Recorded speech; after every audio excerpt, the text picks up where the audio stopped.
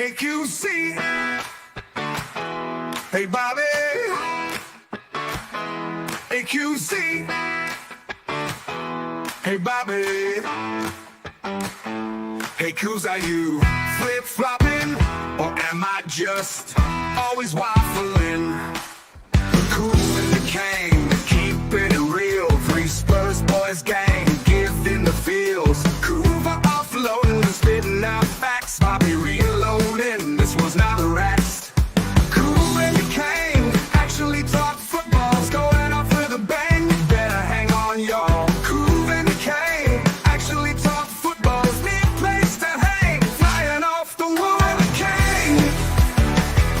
Actually talk football. Kuv The Kang, actually talk football.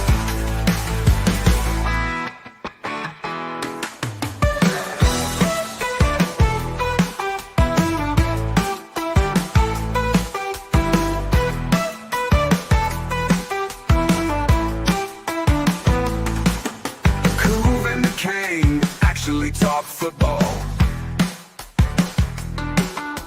Kuv The Kang, actually talk football. Kuv The Kang, actually talk football. Kuv The Kang, actually talk football.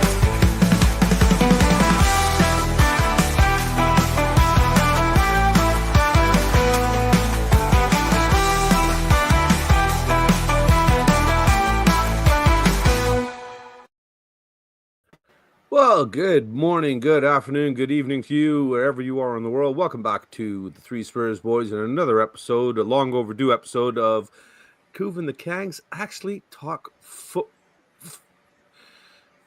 They'll get it. They'll get it. It's in the title somewhere. Football. Okay.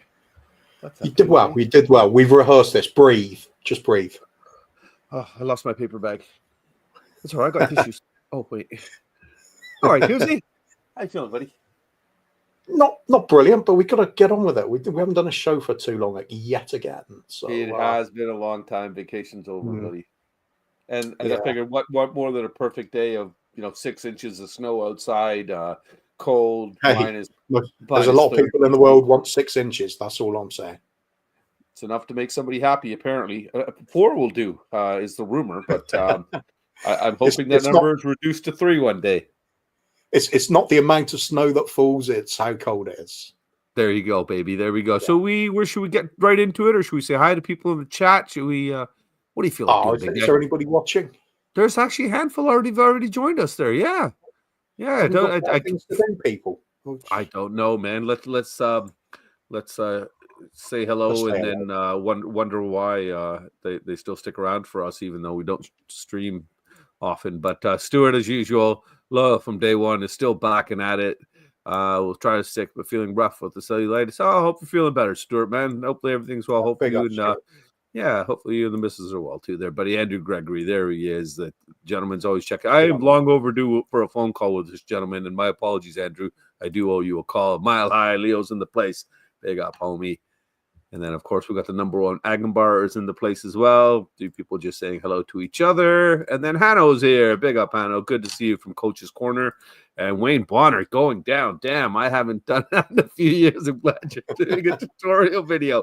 Wayne, you have no idea what you've just inspired me to make in the next video now. So, see you on Saturday night, sir. Hey, I like you, buddy, but not that much. I thought we could just get some tacos. Oh, right. I see what you mean. Right. Okay. Yeah. Not that down. Oh, no. Definitely I not don't live. think Wayne floats that way either, but we'll find out. Tacos or sausage, Wayne? Let us know. We'll bring them in for Saturday. Corey Boy is here now that I know who this is. Big up, Corey. Big up, buddy. Kate and Jim are here as well. Big up. Big up, Good to see you guys. Oh, you missed that this morning. You didn't see my Kate impersonation, did you? No, I'll tell you what. I've got the kids ready for school, sent them off, and I thought, it's ages before brewing bollocks. I'll just have a little nap. And I woke up and it's like 20 past 3 or something. 3-hour nap. No, it was like a 6-hour nap. It was ridiculous. Oh, even better. Hey, Yeah, I mean, and I know I've been talking to you a lot, buddy.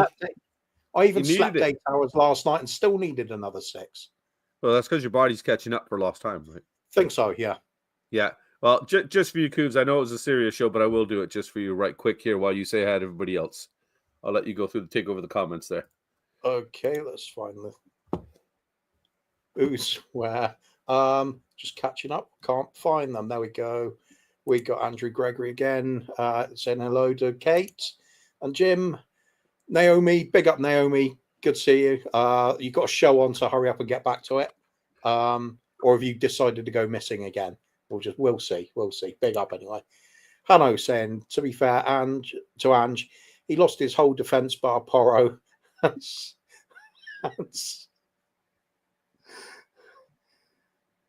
That'll do me. Hello, Kuva. I was just on the phone with Nikki. How are you? You're all right? Oh, gotta go. Ledley's calling.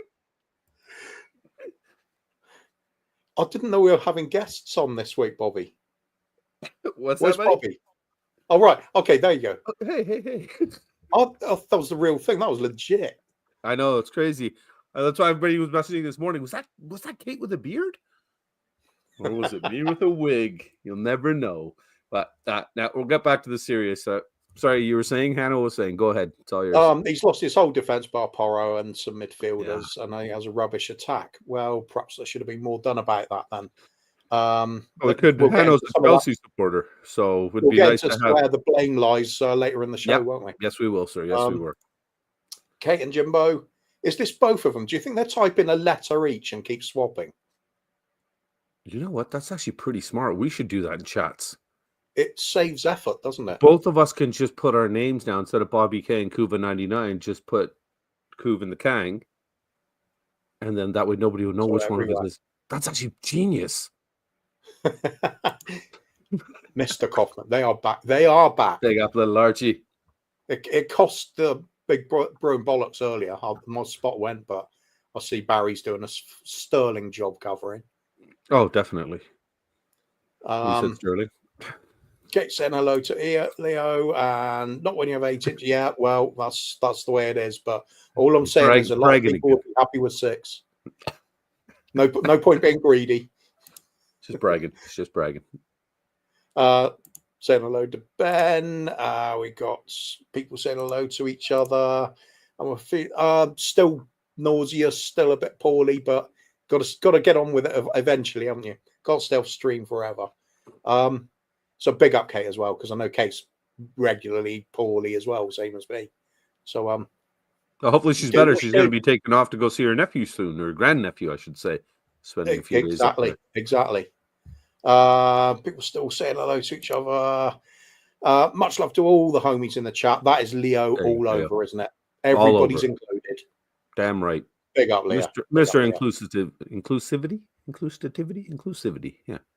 Inclusivity. Yeah, that's an awkward word, isn't it? Yeah, that's a bit. Very awkward, especially when your English is bad, right? So, talking about tacos, oh Josh. Big up, Ian.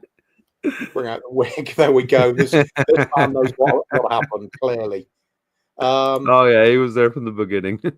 Changed my name as this used to be my Twitch name. That's fair enough, mate. Yeah, I go with my gaming handle, Kuva99 as well. Sounds better than Graham, doesn't it? It's like, Graham. I still refuse to call you Graham. I don't care if it's your real name. Yeah, even my dad called me Kuva, so it's it's just the way it is. Yeah. Davo saying big up. How much football you think they're talking about? You got 5 to 10 minutes fill in the plug. We've avoided it a bit so far. Yeah, technically we're 10 minutes in, and we haven't touched it yet, so we're still doing okay. I'm usually not in anything for 10 minutes. Hey. Or maybe a pie, a good pie. Maybe a 5. 6 and 5. That's what I like to be called. I'll tell you about the 6 part. Anyway, right. Wow, must be on sexy mofo. Damn right. I don't know who it is saying it, but you're right. You missed the one above. BobbyK. It's BobbyK. That works. Yeah, that works. My God, that's it. Tomorrow on the pump up, I think this is the way it's going to have to be. Naomi, I'm not on Kuvs. Naomi? I'm ill. Oh, Naomi. Ear infection as well as tonsillitis. Brilliant. Oh, Just what you geez. need. On top of bad shoulder pain, you just need those extra illnesses, Yeah, don't you? exactly. Yes. I hope you feel better, honey. We wish you well. Is there anybody that feels actually quite good at the moment? Really? Knock on wood, Kuvs. I think my back was a little bit bothersome, but I think shoveling the snow this morning and moving the body a little bit helped it. I'm feeling great. I'm sitting beside Kuvs. I'm sitting beside Spurs? But I'm sitting beside Puck and the Kuvs. Silver lining, baby. Oh, yeah, fair. Silver lining. Who's in it? In it, bruv. In it, bruv. Big up, Naomi. Hope you feel better quickly. And who else we got? Roy, YouTube member. Thanks, Roy. Still kept big his missed membership. one love. Cheers, Roy. Cheers, Roy. It means a lot. Cheers, man. Appreciate you being back. Corey's in and gone. Got a lot of time for Kuva, Brian, and Bobby and Ben. All helped me so much. Yeah, big up, mate. You've been through a lot lately.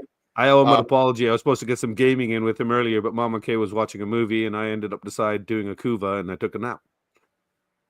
This man fits the bill of when things really do get that bad, you just have to build up slowly again. You can't expect an overnight fix. Yeah. And he's picking up bit at a time. I think that's fair to say, isn't it, Corey? Definitely. Better place than you were last year, that's for sure. We've got hey, Nick. Big up, mate. Good of you to join us. I know. Scary that we're not doing a dual stream, because it seems like we're only alive when the coffee company, when Ben decides to just let us play his show on our channel. So big up, Ben. Carl took 10 minutes, apparently. Okay. Don't believe that. Does that include the pizza, mate? Oh. It depends where it's coming from, no? Well, it's true. We're struggling to get through comments here, aren't we? 10 minutes in and we're not... And you haven't touched it yet.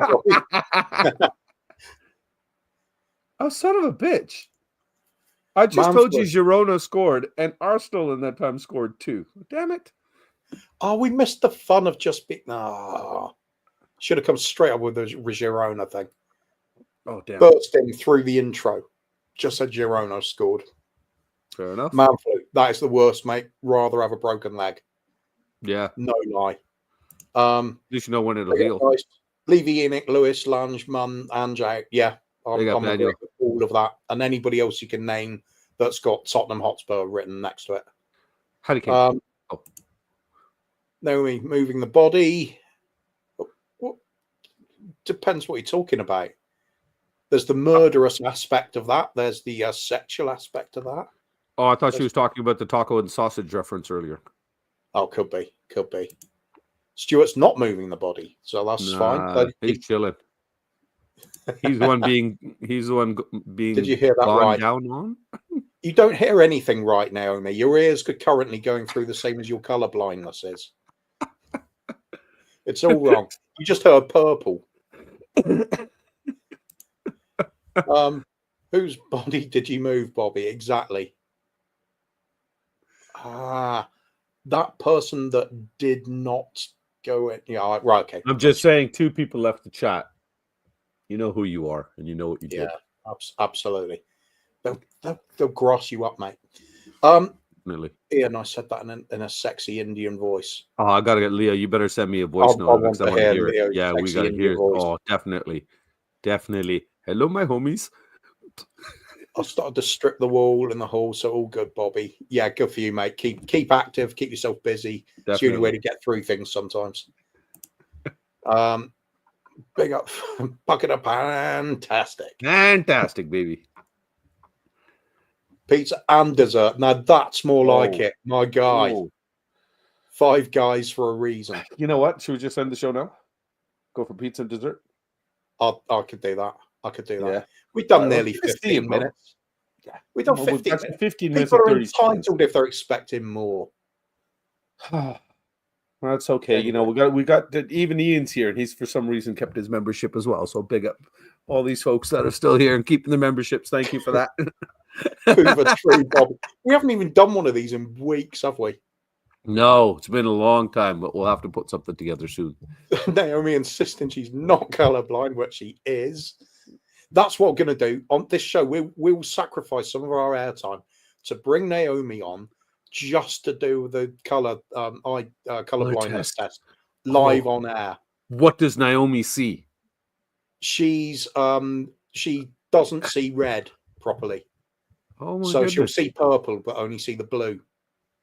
Really? I never knew that. That's interesting. Okay, we definitely have to do it. And I'm green yellow colorblind, so I never knew that. Sort of thing, but obviously not brown. Hey. Absolutely. No, see that works. I'll see the red part, no problem. Oh, it's bad if you're Spurs, though. You don't want to see the red. No, that's pain. Never mind. That's enough football talk, says we are talking Tottenham interested, keen on FC, considering FC held in. Yeah, jeez, Daniel, no kidding, man, no kidding. Considering we're a joke, absolutely. Yeah, but that's what we're going to actually be getting into, Daniel. We're actually going to be talking about this. We're going to talk about our clubs and the difference in opinions that myself and actually Kuva have regarding a few things. My absolute favorite is always going to be concrete interest. What the hell is that? Oh, is it concrete interest or is it? I guess no, never mind. I'm not going to say what I should say. It's a serious show. Never mind. Might as well say concrete, maybe. Concrete before it's formed, though. Oh, so what's that? Just grey water. Good evening, Bobby and Kuv. Just dropped in and hit the like. Hope you go good. My head is scrambled with many things, but it's okay. Too nice. Big up, Nita. Always good to see your name in chat. Favorite partner and movie wizard. There we go. Man. Yeah, that's you, the movie wizard, and I'm this Fortnite partner. I'll stop playing it, mate. I'm starting to find it a bit boring, to be honest. I don't know. It's all Skyrim now, isn't it? Stop trying to distract him, Darren. Correction, we're Excuses FC. We're all of that. Oh, no way. Is that real? Really that score already? Wow. It's all happening. End the show. I want to watch that. Well, Villa scored 2 in the first 5 minutes against Celtic, right? So yeah, well, that's to be expected. Who planned this show at this time of day? Oh, stupid, isn't it? Sorry. Stupid. Don't worry, everyone. Partner? I know for a fact 4 players are coming in 2030. That's the kind of wild optimism that really betrays us as a fan base, mate. No. That's okay because they're what? So 2030. So that means they're 13 now. So they'll be 18 by then. Perfect. Yeah, but we don't play academy players, do we? Not unless we've got an injury. No, he didn't say that they're playing. He said they're just coming. Not unless we've got an injury crisis. We've always got an injury crisis now. Big up, Ange. Still looking for Lego sets. Oh my god, that was great. So we were taking because of the wig and stuff. We were joking that Kate, you should sell this wig in your shop. You know, as a be Kate for the day kind of thing. And then Ian put that you should sell a miniature Lego set with a little gym character with a cane and everything to get shoved down the stairs. Oh my god, I thought it was the greatest thing I've ever heard of. Do it. Ian's marketing genius, man. Marketing genius. As Jason Cundy would say. What's he? Have they? What does he do? What does he look like? I can't criticize is he a real person. I cannot criticize him because I have no idea what he does. I don't know, but I've got I got no problem going to Spurs and doing his job for what he gets paid and doing nothing. Just saying. What was the name of that American financial wizard as well that came over to sort out our sponsorship deal for the ground as well? That didn't happen as well. What did he do? Well, he's still there on contract. Any of them do? He's still there on contract. Do you think scapegoats? Scapegoats. I'm beginning to think every employee at the club is what's called a patsy or a scapegoat. It is just a complete. Just bring in an army of people that you can blame for everything. Perfect. It's genius. Perhaps it's just money laundering, isn't it? I think this son of a bitch is better than the British Empire at dividing and conquer and leaving turmoil behind. There's my 2 cents. I'll take him. If he's cheap enough, we might go for it. I'll take him. Just 3 times now. See, one down. If you want elite players, buy EAFC, choose Spurs FC. That's actually what I've done, Daniel. Yeah. I got a great team. Even then, you probably have to cheat nowadays. They'll have the later the game goes on in the series, the worse Spurs will get. Yeah, no kidding. Well, that depends who the manager is. I made myself the manager with the sexy little hat. Stairs and a cast. Yeah, stairs and a cast. That's what it was, not a cane. Sorry, I cast. like it. Yeah. I like it. And then I told her another option for the shop would be a sling. You know, with Kate was here tattooed on it or embroidered on it. Nice. Yeah. Rinketta, you know he's a Danish guy. Does that mean he just likes Danish pastries, presumably? Because he doesn't. They're delicious. It's true. It's true. Oh my god, a nice one. I must admit, I would be one with a nice apple in the middle. I must admit, I would be in complete dereliction of my duty at work if I had Danish pastries. So it's only fair. It's fair. But we. Sorry, I was just thinking about pastries. What was that? You can't look up that on the hub, surely. Hey, folks, would you stop sending comments? We're already too far behind here, man. We got to get the show started. We're 22 minutes in. We'll just do this for an hour, see if they notice. This is quality content, isn't it? Fair enough. Better than we're coming up with. I know what Lange They don't does. know that yet, though. He collects a paycheck while being useless at his job. Which do you mean, Lange or Ange? Or no, he says what he goes. I know what Lange does. Yeah, but yeah, I guess you could remove the L. Yeah, this is true. That is true. That is true. That is true, sunshine. No, he left Spurs 5 years without sponsorship and went to Chelsea. You can't tell what anybody's doing. Man. Is what Levy calls the lamp in the corner of his office. I bet he does. Probably overpaid for it, but it doesn't cost much to run it. No, who knows?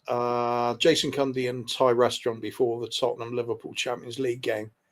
Nice. Or is it nice? No, I don't like Jason Cundy. It's kind of funny though. At the same time, I'll give him that. Thai food though. 3 Spurs boys FC career mode. Let's do it. Big up to people. I'll send you mine, buddy. I'll send you mine. Hey, me too. I'm thin on top. It's just. I'll just do that and I have to lightening up back here. It's lightening up. Yeah, this front bit is like a beard to cover the bald bit. You got to do that thing. The Mr. Magatu. Do you remember that movie Zoolander? Will Ferrell is the bad guy. And he's got these 2 little like pom things right at the front of his head with his hair. Oh, isn't that a what's the ex-England manager? When he's back at United now. I've forgotten his name now. Steve McLaren. Doesn't he have 2 little islands at the front now as well? No, this is better. It doesn't matter. This is just waffling and going on again. I know he's made a CV up saying director of football. I'll tell you what. I think I'm going to apply for the Spurs job. Why not? If you can get it. I've played Football Manager. I've watched a bit of Sky Sports. I think that puts me on par with some. I think it overqualifies you. That's the problem. Here it is, buddy. Kuva, there is a 100-something bakery in Denmark I want to go to when I go over someday. Right, yeah, I got you. It's stylish. I could go with that. Oh yeah. Classic Daniel Levy, waiting for Angel Gomez in the summer because which summer? Which summer though, Daniel? 2030? Is that the one of the guys that Carl's referred to already? Do you want to? Hey, Angel, do you want to come here and be injured most of next season with a hamstring problem? Don't worry, we won't pay you. Come on, no spoilers. Come on, let's finish the comments and let's get into the show. We're going to start doing spoilers soon now. Kate have a 1980s Mickey Hazard wigs. Yeah, but little K's wearing it. Yeah, see, that's the kind of hair I want. Stealing Living Command, yeah, absolutely. PSV 3-2. Wow. That was a goal check, though. Okay. Levy coming to see Hotswear leaning out his office window trying to catch Paratici. Oh, dear. Well, Ian wants the wig too. Maybe we should sell them here. Stop being interested in the show. Stop commenting. We can't keep up. Yeah. Obviously, style icon. Clearly, Absolutely. Kate. Clearly. Absolutely. Bobby Charlton comb over and coming. I'm going to do a Bobby Charlton comb back, I think. I wonder what you can do with this anyways. Can you comb this thing? What is it? The real question is, why have you got that? Dude, it's so messed up. I don't know if I told you, so I bought that ceiling fan for Mama K for the room that she wanted, and I picked it up at one of these warehouse places that the fan was like $180 on Amazon. It was like $30 from this guy. Too good to be true. But he goes, no, it's brand new. And then he sent me a video. He goes, what it is, he sent me a picture of the warehouse. He goes, we get in basically damaged boxes. And I'm talking boxes that look like Wolverine ripped it apart from the outside. But the inside is completely fine. Right. So they buy these containers like dirt cheap and stuff. And this one just came with, it had a wig in it. It had this mask in it, right? One of these light up mask things and stuff. And it had this thing have you done the combo yet? I've tried. I can't figure out how to get the mask on though. And then it had the things that a barber puts over you when you're cutting your hair. It was all in the box. And the guy's like, just take it, throw it out if you don't want it. And I found the wig and I was like, oh, I'm gonna have some fun with this. Are we caught up? No, Andrew. that's just possibly. Yeah. Yeah, I have. I really have. Hey, whoa. Hold on a second. Hey, listen, whoever's got Paddy's phone, not cool. Give it back to him. Not cool. There wasn't a mention. Does he know you're on the show? He must. Because he messaged in bench chat saying, let me know what time your show's live so I can comb my hair then. And we know how much hair he has. He's tired. He's had a hard week. That's what it is. This must be. Even in the Paddy. Don't know, hey, Materio. Paddy. Fantastic. Yeah, okay. People saying that. Kuva should buy Tottenham. Look, I found £2.38 down the back of the sofa the other week. I have been hanging on to it. It's a start. Just give me a bit of time. Back me. I will get there eventually. 74,000 years. 74,000 years. I think I can get the club shortly before the sun explodes and everybody dies in a supernova. 3 days prior. Somewhere around there. So 5 to 6 billion years. Roughly. Yeah. But that depends on the interest rates, right? It's all right because I'm focused and I'm determined. That's all that matters, buddy. Because it's definitely a lot more than a lot of our club is. I aim to be competitive in this buyout market. A lot of role playing in the Kang household. Yeah. Well, you really think Mama K is really a nurse? Are you really a father? Where's Paddy? I don't know. He was around when Christian's birthday. Did the wig come with a subscription to no, but every membership on the Three Spurs Boys does. Levy and Lang are secretly best buddies. They probably are. They look like twins. I heard Spurs wanted Bobby, but they don't want American. That's Jockey's poor attempt at humor. There we go. That's a bit below the belt. That just ensured 24 hours he's not going to be. I'm not. Next time you get killed in Fortnite, I'm not saving your ass. I'm going to come and I'm going to dance on your body. Is that with little Bobby in or out? Depends on the mood now, doesn't it? Teabag? Teabag, sir? We do like our tea. Oh, dear. That's what we're known for. I was going to be in the game. Oh, the things I could patch into a computer game if I could. One day I'll buy a smaller, cheaper club. Yeah, absolutely.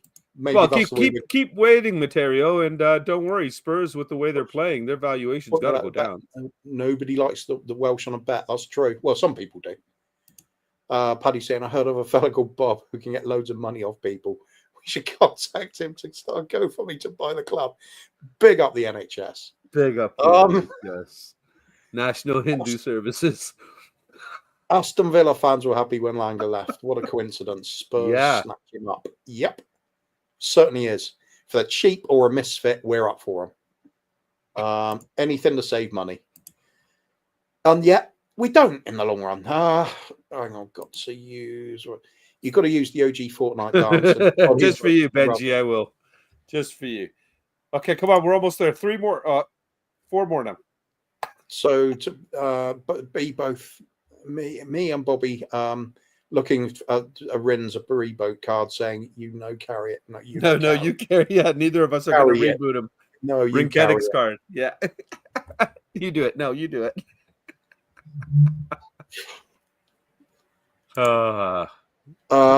Ready for QPR, Norwich, Watford, Blackburn, Cardiff, Swansea. No, What Cardiff about might go Bolton, down. Daniel? Bolton's going to come up, and I can't wait for that. That's my best Yeah, friend's. Cardiff might team. get relegated, mightn't they? I think they're quite low down. So that'd be a shame. We'd miss them. We could get them the season after, though. True, if we go down. Take the club to every division in the land. Oh my God! Make the rounds with Tottenham. Make the fans of England get to see Tottenham the great Globetrotters. Oh, fantastic! We're playing like them, so yeah. Levy is going down.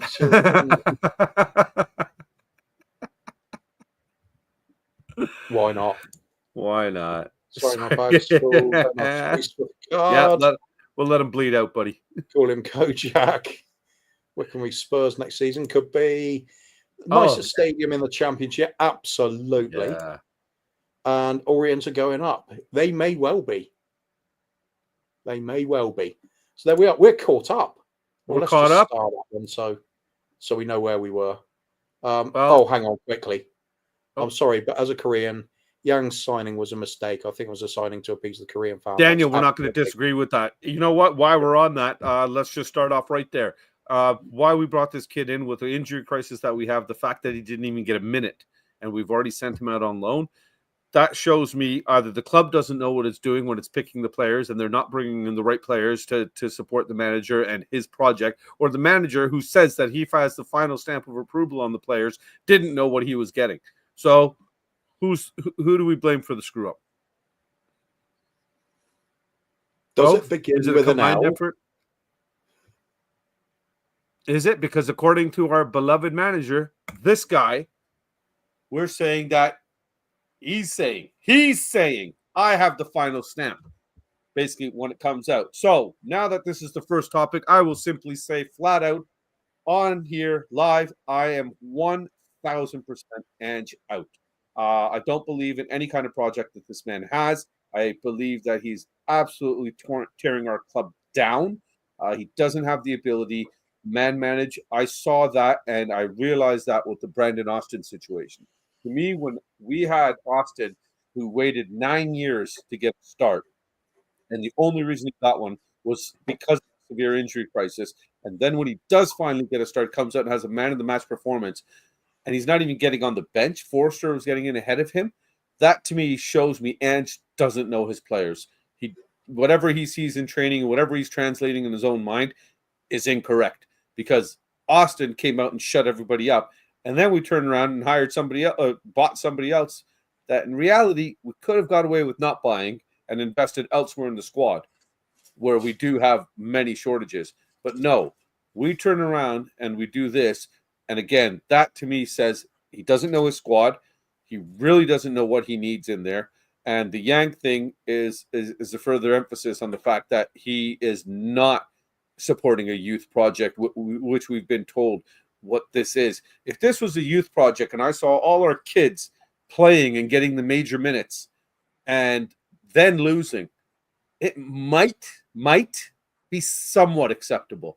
But with our senior squad being overplayed consistently, players being forced to play out of position and still not getting results, to me, this comes down and the finger can be pointed at the one man that is willing to sit here and stand in front of the cameras and say, I make all the decisions. So that comes down to you, Ange. And as far as I'm concerned, you have to go. You don't know what you're doing. Last case, an example would be with that second Leicester goal where Davies and Dragishin were playing the center back pairing, and they both kept backing away, letting the player come into a shooting lane, shoot from far and score. Gray and Dragishin had been the center back pairing for the better part of a handful of games recently. Why would you turn around and now put this kid in another new position? If Ben Davies is naturally played left back, why wouldn't he be put out there so that our strongest center back pairing available would have been played together? Why was Sarr played when he's injured when we had a fit Basuma? This doesn't make sense to me. And this guy's run the players into the ground. And on top of that, now we've got no reinforcements coming. Kuv, what do you feel about Ange? I think I need to prepare properly. Just 1 second. This will, I think, Ange in. Ange all the way. Let's back him to the hilt. Because, let's face it, we are now in a position where fans are starting to care about what's really happening at this club. While we're plodding along and constant 6th, 5th, 4th place finishes, flirting with Europe, flirting with Champions League every now and then, wondering if we can just make the next step, which never, ever happens. We will always go to the point where we can nearly get there, and then the funding will get cut, as it did with Pochettino, criminally, and it will start all over again. I think with Ange in right now, in this crisis we're in, people are waking up to the bigger term problems. And that is just one man. It's one man's vision of this club that has taken us so far and has held us back ever since. We will always be a bonsai tree of a club at best under Levy, because it's all trimmed nice and tidy. Stadium looks good. Facilities look good. Happy, friendly sort of atmosphere around the club. Everybody's your friend. It's a nice little day out. Have some nice treats, overpriced food and drink. Yep. We lost, but that doesn't matter. We'll be better again next season. We'll be competitive. But you had a good time. Hey, come on. Ange went unbeaten for 10 games at the start. That counts for everything. It should still be valid now. You're right, it does, because that 30 points that he got us then is still much higher than the total of points that he's got us in double the amount of games now. Yeah, basically. But so, yes, by all means. No, I'm not putting up with any of that, because look, I have statistically. Well, in fact, let's not just go with the statistics. Let's have a bit of graphics, shall we? Let's really nail this point home. This is the story of Ange so far, and this is why we need to back him. Okay? Let's start at the beginning. Before Ange arrived, that bit of turmoil we had, getting rid of a manager, then win a game, lose a game, win a game, lose a game. And it was basically something like this, wasn't it? This is a professional graph drawn up for us by somebody paint, I can't remember his initials, MS or something. So that's how it was. Ups and downs, wins, lose. Not really going anywhere. It's nowhere near the top. It's nowhere near the bottom either. That's what we're all about. Yeah. That's how it was before Ange. But then Ange came along. And what happened to the graph then? Happy face. Look at that. 10 games in, we're smiling. Started to drop off a little bit after that, but the overall feeling, it was happy. This was Ange's honeymoon period. Any questions? I don't think so. This is true. This is fact. Fact. As the kids would say, fact. So then carry it on. Last season, that honeymoon period ran out. After a little while, ran about the same as it did this season. Injuries suddenly happen, suspensions happen. So forget the suspensions. Look at the injuries alone. All of a sudden, players injured on a regular basis, decimated the season. Form for the rest of the season, well, not too good, is it? It's gone a little bit off the bottom of the chart there, hasn't it? Because that is the way we finished the season. It was pathetic. Luckily, we have the statistics here to prove it accurately. Don't need scales or anything. This is the eye test for people that don't really want to do the maths. Yeah. And it checks out. So there we go. That's accurate. Yeah, but now that line dropping past that bar line at the bottom there, is that signifying the push into next season? Let's see. Next season, shall we? I meant this season. Because we were doing last season's, right? Drop off. Yes, so we'll see what happens. Transfer, the continuance of what's happened from last season. This season, very interesting. And this is why we differ. Because to the untrained eye, you might see the ups and downs at the beginning of the season, win one, lose one, win one, lose one. And it was looking like a Nuno sort of team. Win 1 week, lose the next week, 50% wins, 50% losses, roughly. And that was what was happening. Not particularly. We have that high of a win rate? Yeah. Yeah, it was okay at one point at the beginning of the season, but it was just average, wasn't it? Oh, It okay, was mid-table. But look what's happened since. What's happened? Ange has now transcended. The results, you might think they're bad, but in actual fact, what's happening is he has weaved his magic to the point where Mr. Levy has gone, oh my God, this is the man for us. Let's extend his contract. We're backing him the whole way. See the contract in the corner there? That's an actual snapshot what's drawn up. Mr. Levy, that is him. Lack of hair, that is him definitely. What WTF, wow. Ange has transcended. Why am I saying he's transcended? Easy. Who really goes up into the heavens? Angels. What's Ange's actual first name? Angelus. It's all adding up. Makes sense. And what happens to an Australian, or anything Australian at the club, anything Australian based? How do they always view the world? They're down there. They're Antipodean, other side of the world for us. Everything's upside down. You turn these league tables around this season, turn them on their head, look at them like an Australian. We're in about 5th place. It's good stuff. We can have all this injury crisis, and in Australian terms, we are still 5th. I rest my case. Ange in. We're going to the promised land. And I can't cook my head any longer. I was going to say, how tight was the tinfoil there, buddy? I know how a chicken feels in the oven. Oh, turkey at least. Fair play to the tinfoil hat brigade, because that's commitment. You know what? It's a shame that that's a required a piece of being a Spurs fan, though. Now, if you get a One Hot Spurs membership, they do send you a tinfoil hat now. Speaking of memberships, Rosie has decided to become a YouTube member here on the Three Spurs Boys. So big up to Rosie. Good to see you as always. We appreciate that. I'll just get cut up here. Daniel's just making the comment that he didn't know about Huang, and he's in. I believe he said he's over in Asia there. So, but if a player of Sun's level, was out there, it would have been talked about. It would have been everywhere over there, and he himself over there didn't hear a sniff of this guy. Even he's a future replacement. Even if they weren't being talked about in the Premiership, being the strongest league in the world. Even if it wasn't that standard, you would have had other clubs around Europe looking at them, wouldn't you? Like with Sonny, who went over to Germany and before coming to the Premiership. You would have had people snapping him up because they have scouts over there. Everybody has scouts over there. So clearly a buy for the fans to keep the Asian market appeased? Yeah. It's a cheap, exciting option which got the sort of pray for the best.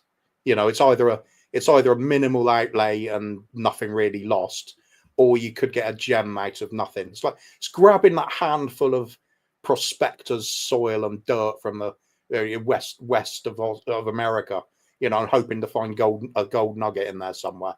That's what it really is. Looking to get something out of nothing, which is us all over at the moment. We're not going to pay big wages. We're not going to pay big transfers. It's occasional. It will be relatively big transfers. I missed that one. Here. I'm going to talk shit about Kuvs instead of talking. Damn right. That's the way to go. Damn right.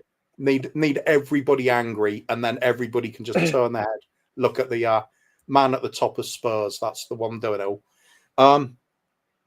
So yeah, what we got? We're just looking at wild speculation. That's our transfer policy. There's nothing else there. Transfer policy. We're 2 days away from the window closing. Isn't our transfer policy what somebody had put in the comment earlier?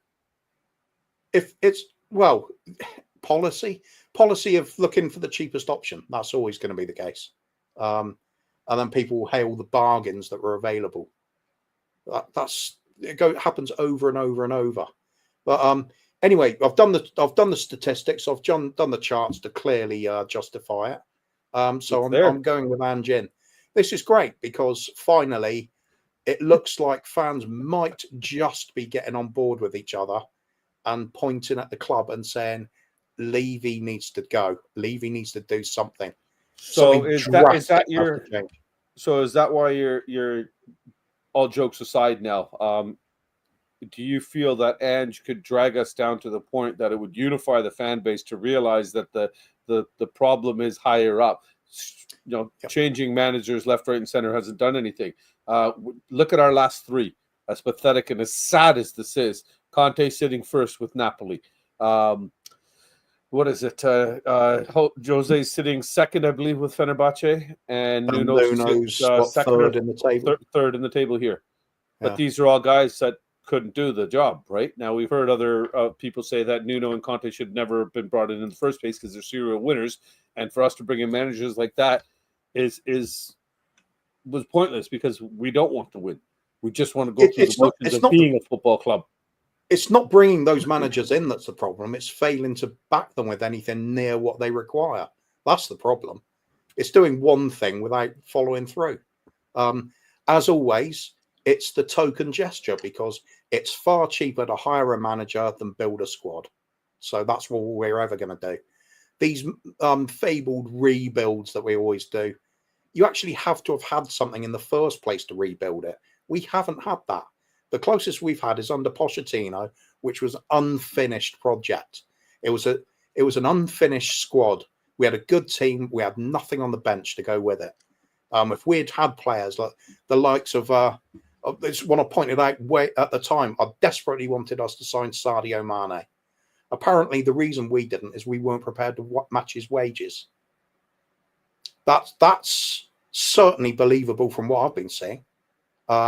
You hear it when you hear. No. Because I heard that same rumor with Dybala. It can't be true. We must be willing to throw the money at these guys. I haven't heard a rumor at all about another player talking about to a former Tottenham player. This didn't come out recently, where a former Tottenham player said that a friend of his was approached by Tottenham, and we offered him less wages than what he was on already at the club that he was at, which was a lower club. So let's bring you up to the big boys. Expect more out of you. Expect you to play more games, because you're going to be in more competitions potentially, but we're going to pay you less. Where do I sign up? Absolutely. I like this comment from Darren here. Jose had it right. Conte had it right about the owners. The next players have come out about the owners, and yet the Happy Clapper fans still want to make believe. Darren, you know me. I'm a Happy Clapper fan. I have been up until pretty much the Brandon Austin issue. That was the kind of writing on the wall for me to show me that this guy does not know his squad. Forget how well he's doing. He just doesn't know his squad. I coach kids. I know my kids. I know which one of them, you can tell from when they show up and which one looks like they're having a bad day or whatever. And everything. This guy doesn't even know his own squad. These are seasoned professionals, and he can't see a kid that was ready to come in and finally take advantage of his opportunity. Got that opportunity, came in, did fantastic, and then we replaced him the very next day. Or by the end of that game, I think we were already announcing Kinski, weren't we? Probably. Oh, yeah. Sarah Taylor's in here. Dyer and Kane were the first two English players in the German league to combine a goal together. That's right. Yeah. Sarah, I've never seen you in the show before. I appreciate you joining us. My oldest son here, this Delulu, is Eric Dyer's number one fan. He absolutely adores Eric Dyer. He still sings his praises.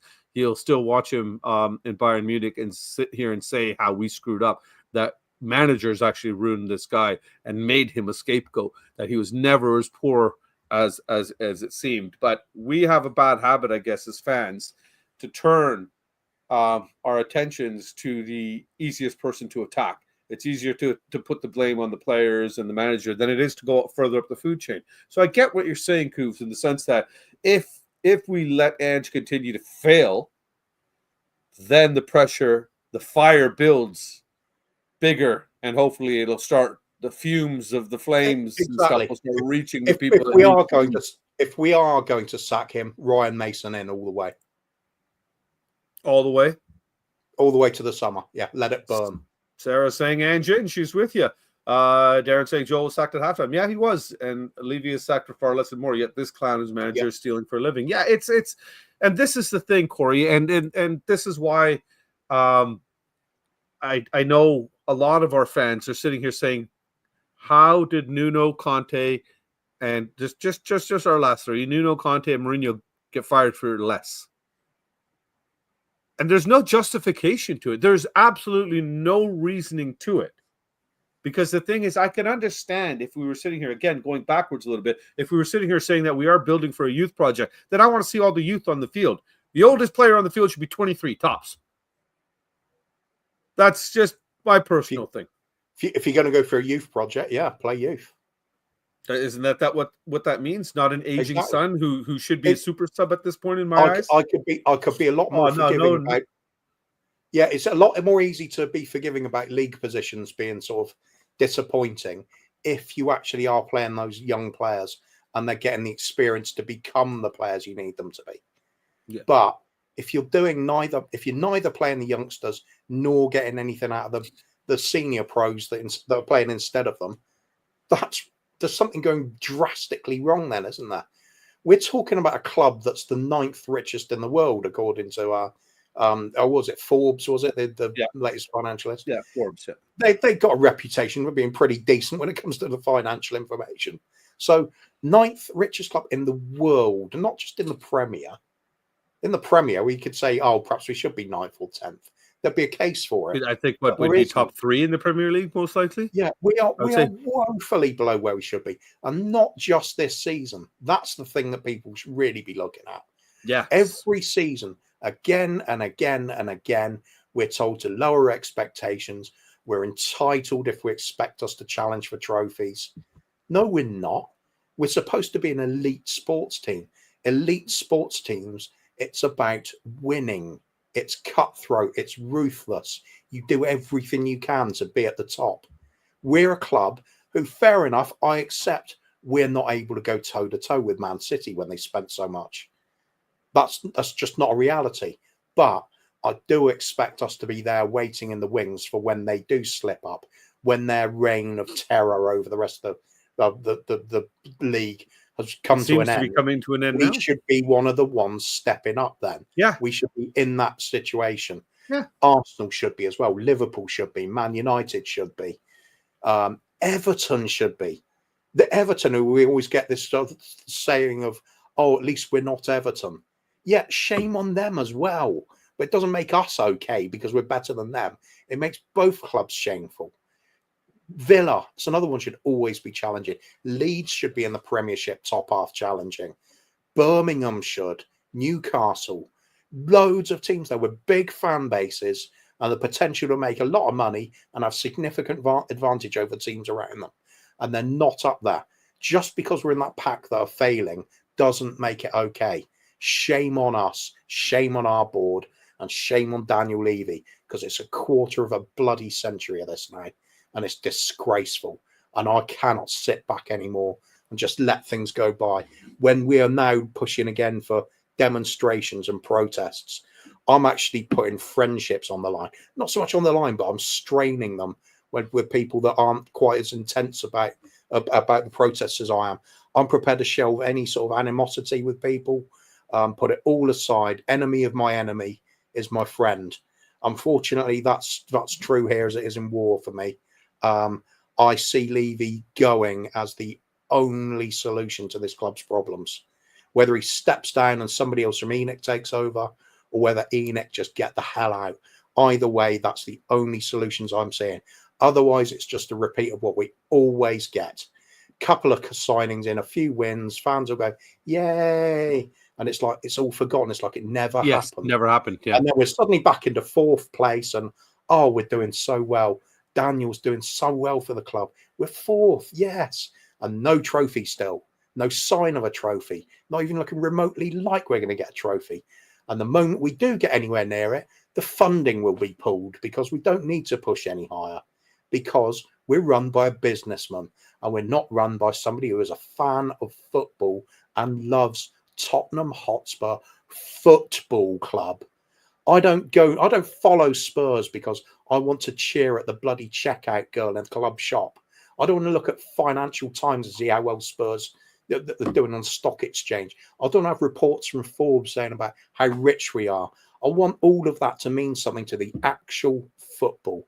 And this chairman does not do it. He's not fit for purpose.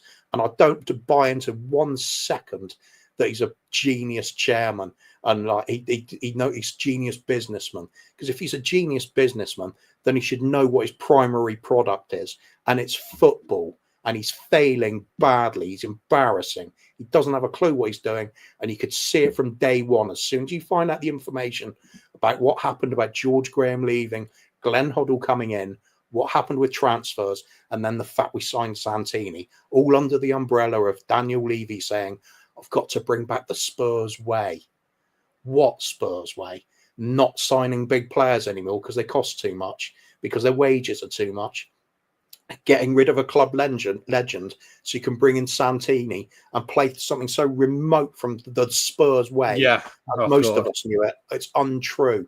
So you could see that back in the beginning of Levy's tenure. And it's just got patchy or worse.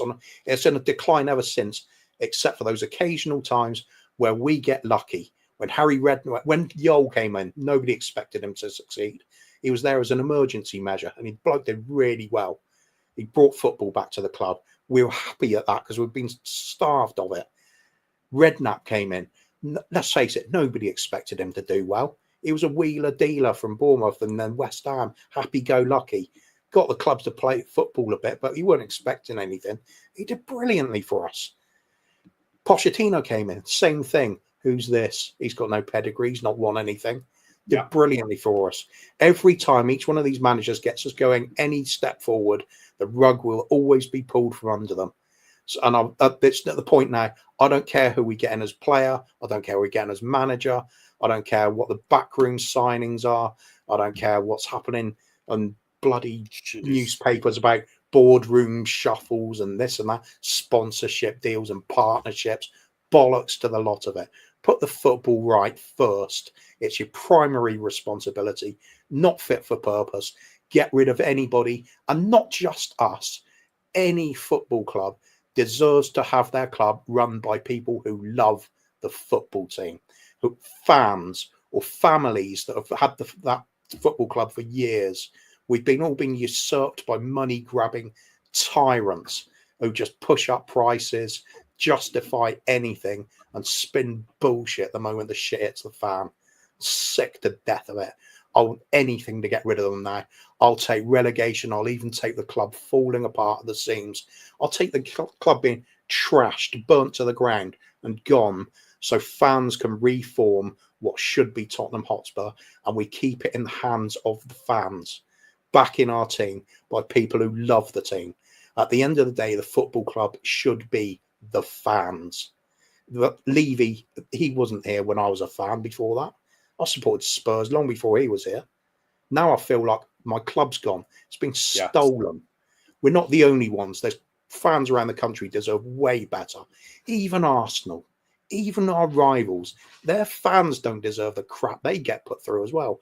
Man United, Liverpool, they've all got reasons to be against their ownerships because they're not doing the job. They're not fit for purpose. That's what I want to get back to. Football being about football people for the working man. It was always a working man sport. Now it's become all about, we just want people who've got a lot of money to spend to come to the stadium. And that's all that matters. Bottom line, who's really benefited from all this?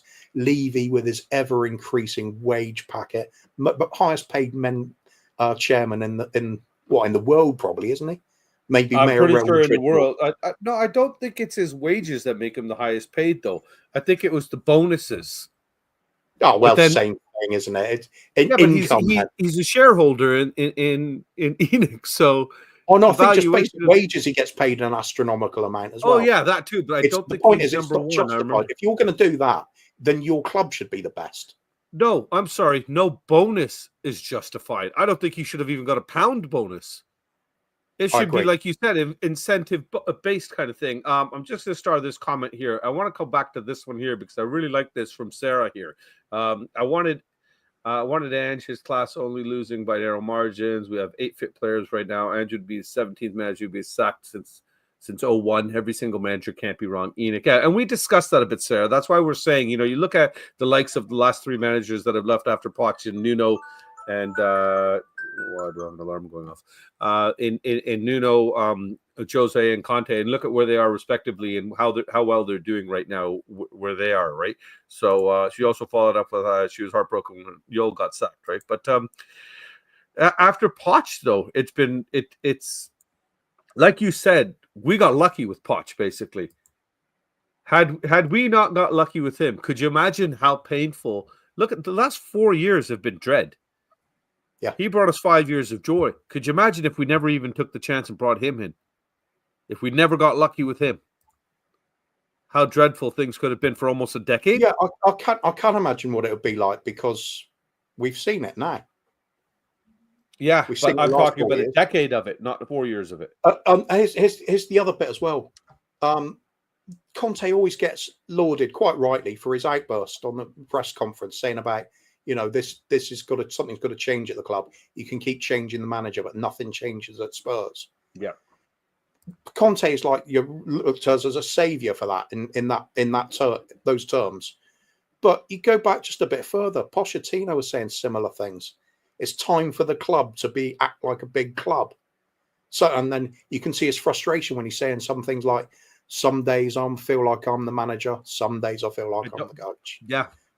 Or we've now got we've got the house built. We now need the furniture. Yeah. No point in having a nice house with no furniture. Yeah. Conte really said nothing that hadn't been said before. It was just more explosive and blunt. Actually say it. Yeah. Without any. He just didn't sugarcoat. So that's confirmation between one who's definitely proved himself in the Premiership and the other with a great reputation coming through the Premiership, doing what he did at Southampton, and then showing what he could do when he took over at this club. The moment we need to go further, we go backwards. It's like cold water thrown onto the flames. The fact we can go, 500 odd days without signing anybody, when everybody in every sport knows the survival of a club requires the introduction of new blood. Yep. You have to keep it going. And we couldn't even do that. We are literally the only club in Premiership history that has done that. It's beyond disgraceful. This Kuva, I left this banner up for a little while too, because you touched on it a little bit in your conversation earlier, and I left it up because I've seen this quite a bit, and I'm going to admit that I was one of the people that threw my hand up and said, yes, I would take this right now, where we're saying, yes, we would accept finishing 12th and a trophy. We're supposed to be the mighty Tottenham Hotspur. We're supposed to be, like you said, competing at the top of the food chain with the big boys. We're supposed to be a big six club. And yet we're residing to the fact that we know that these people have broken us down to the point where we're accepting the lowest form of trophy available to us in an EFL Cup, which would be laughed at by our counterparts there. They're still going to point and say, well, it's just an EFL Cup. It's just a Carabao Cup. It's a nothing cup kind of thing. And then we're going to say that we're okay to finish 12th. We're accepting finishing that further down than we did a year prior with the same manager, and I don't understand how we could sit here and say that this is acceptable in any form. And is it because, like you say, the introduction of the new fans that Levy has been able, the global fan base, shall we say, that's come in, mediocrity is more acceptable? I think the trouble with this particular style of question is there's no caveat to it. If it means taking 12 to win a trophy to kickstart something at the club where we're going to now expect trophies and aim towards them in the long term, building constantly, I've got no problem with that. If it's just a case of we want to win a trophy just for the sake of having a trophy, because you have Arsenal mates, you have Chelsea fans, you have West Ham mates or whatever, and they're all bantering you about not winning anything, and you just want them off your back just by winning anything. I get that as well, but it's not really going to help the club in the long term, is it? We need fundamental change here. So any sort of scenario that's put forward, I always look at it, what do you want from it? What do you ultimately want to see happen because of that happening? For me, I would take relegation. I would take relegation if it meant we could get rid of Levy. If it meant we could get rid of Enoch, I'll take it in a heartbeat if we got rid of Enoch, and put the 50% of the ownership back into the fans. If there was any way that's possible, or somebody that's a genuine Spurs fan takes over as chairman, I'd go for that. It's better than what we got now. because I don't believe in cheering fifth place and averaging fifth or sixth in the Premiership as any form of success. We're talking elite sports, and that is winning things. You lose sometimes. Some seasons you have absolute failure and win nothing at all. That's the nature of the game. Lots of clubs do that, including Man United, including Chelsea, including Liverpool. Believe it or not, Manchester City used to do that all the time as well. You make the most of what you've got, and you constantly should be striving for those cups and league titles and European titles, because, as I said earlier, it's no good just saying, "Oh, Manchester City will win anything, so what's the point?" You've got to be there to strike when they slip. Yeah, you've got to be, and accepting 12th in a cup is not enough. We have got league position is the bread and butter of every football club. It's the gauge by which you can see how well you're doing over a season.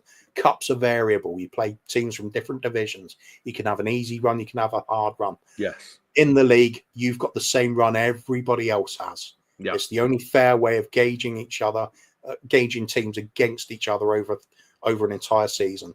You look at that league table as the bare minimum for me. We've got to be top six. Top six would be an average season for me. There's below that, it's a bad season. Above that, we're starting to get somewhere. Something to build on, some sort of momentum. What happens every single time? Oh, well, we got where we needed to be. Don't expect any more than that. Cut it off. Some of the fans will cheer that and think that's success. I think that's bullshit. I think that's not really understanding what elite sports are supposed to be about. When do you cheer the second placed athlete in a race? There you go. Who even remembers? Let's go way back, shall we? 1984 Summer Olympics. Do you remember that? 84 Summer Olympics. I was going to say, I remember who won the men's 100 meters. Oh, you're talking about Mr. Ben Johnson? No, that was the 88 one. No, that was later. Yeah. No, I was older for Ben Johnson. It was Carl. Do you remember Carl Lewis? Carl Lewis, yeah. Yeah, and he won the long jump, the 200 meters as well. I remember that now. Yeah. Ask me who the second place athlete was. Yeah. Well, like they say, who's the second person to land on the moon? Everybody knows Neil Armstrong. Right? Very few people know Buzz Aldrin, right? Go. I wish I had Sarah's optimism here. She says Ange has the capacity to become bigger than Poch. We have the style, but more pragmatism is needed. So, Sarah, I wish I honestly could share your enthusiasm and your hope. I've lost mine, and which is very rare for somebody like me. I'm always silver lining kind of thing, and I see none right now. Queen Ellie is in the house. Big up, Ellie. Nice to see you here. Hopefully you're feeling a lot better. We know you've been under the weather a little bit lately, and I know you were on with the 2 marks earlier, so I hope your show went well as well. Stewart's saying Poch was a South Coast guy, and that being just based on that, I think he wants to bring Areola in as well, right? So there's another South Coast guy. I thought he was referring to Brian Ireland. That would have been a brave move. Oh, yeah, no, because he set it up here. Areola, here you go. South Coast Club. But yeah, right now I would take Brian Ireland. At least he's more serious when we get shit done.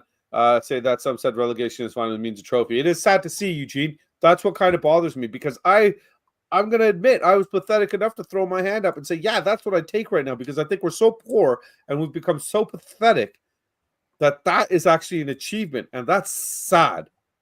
And for us to even have that mentality at all is sad. That's why all this traction that needs to be put behind any kind of movement to remove the chairman has to be done as a collective. And hopefully the right people in charge will make sure that we all stay united and there won't be division in the fan base, which has been created by, again, the club. This division has been put in place by them. Divide and conquer. Genius. Right? Absolutely genius. Signing goalkeeper transfer, Peter Check, first team player. How embarrassing. Yeah. You know what? And this is the thing. It's funny you mentioned the Arsenal there, Sarah, because I was going to say, how pathetic was it that we were celebrating the fact that, well, we finished above Arsenal? Yeah, exactly. And one of the funniest shit. Things, one of the funniest things that's happened, although it was really bad for us as well, was when Pochettino, when we were chasing Leicester for the league title, and we had that horrendous draw against West Brom that effectively knocked the wheels off. We knew it was gone then. we did our best at Chelsea in that with obviously that famous 2-2 bloodbath. Yeah. And it all went tits up, and you saw our players crestfallen, heads had dropped, absolutely gutted because they realised the game was up and they couldn't finish, weren't going to win it. Then correspondingly, you look at Arsenal fans who managed to overtake us to second spot, and they celebrated that like they'd won the league. It's second. They're literally going ecstatic about winning nothing. I just thought that's how bad things are. Not just us, but look at them as well. We'd failed and we're heartbroken. They'd failed and they're celebrating it like it's the greatest thing that's ever happened. It was such a cutting moment. And I just thought what it must be to be a Leicester fan at that point, laughing at the dogs fighting over each other way down below you somewhere and realise you're way above it.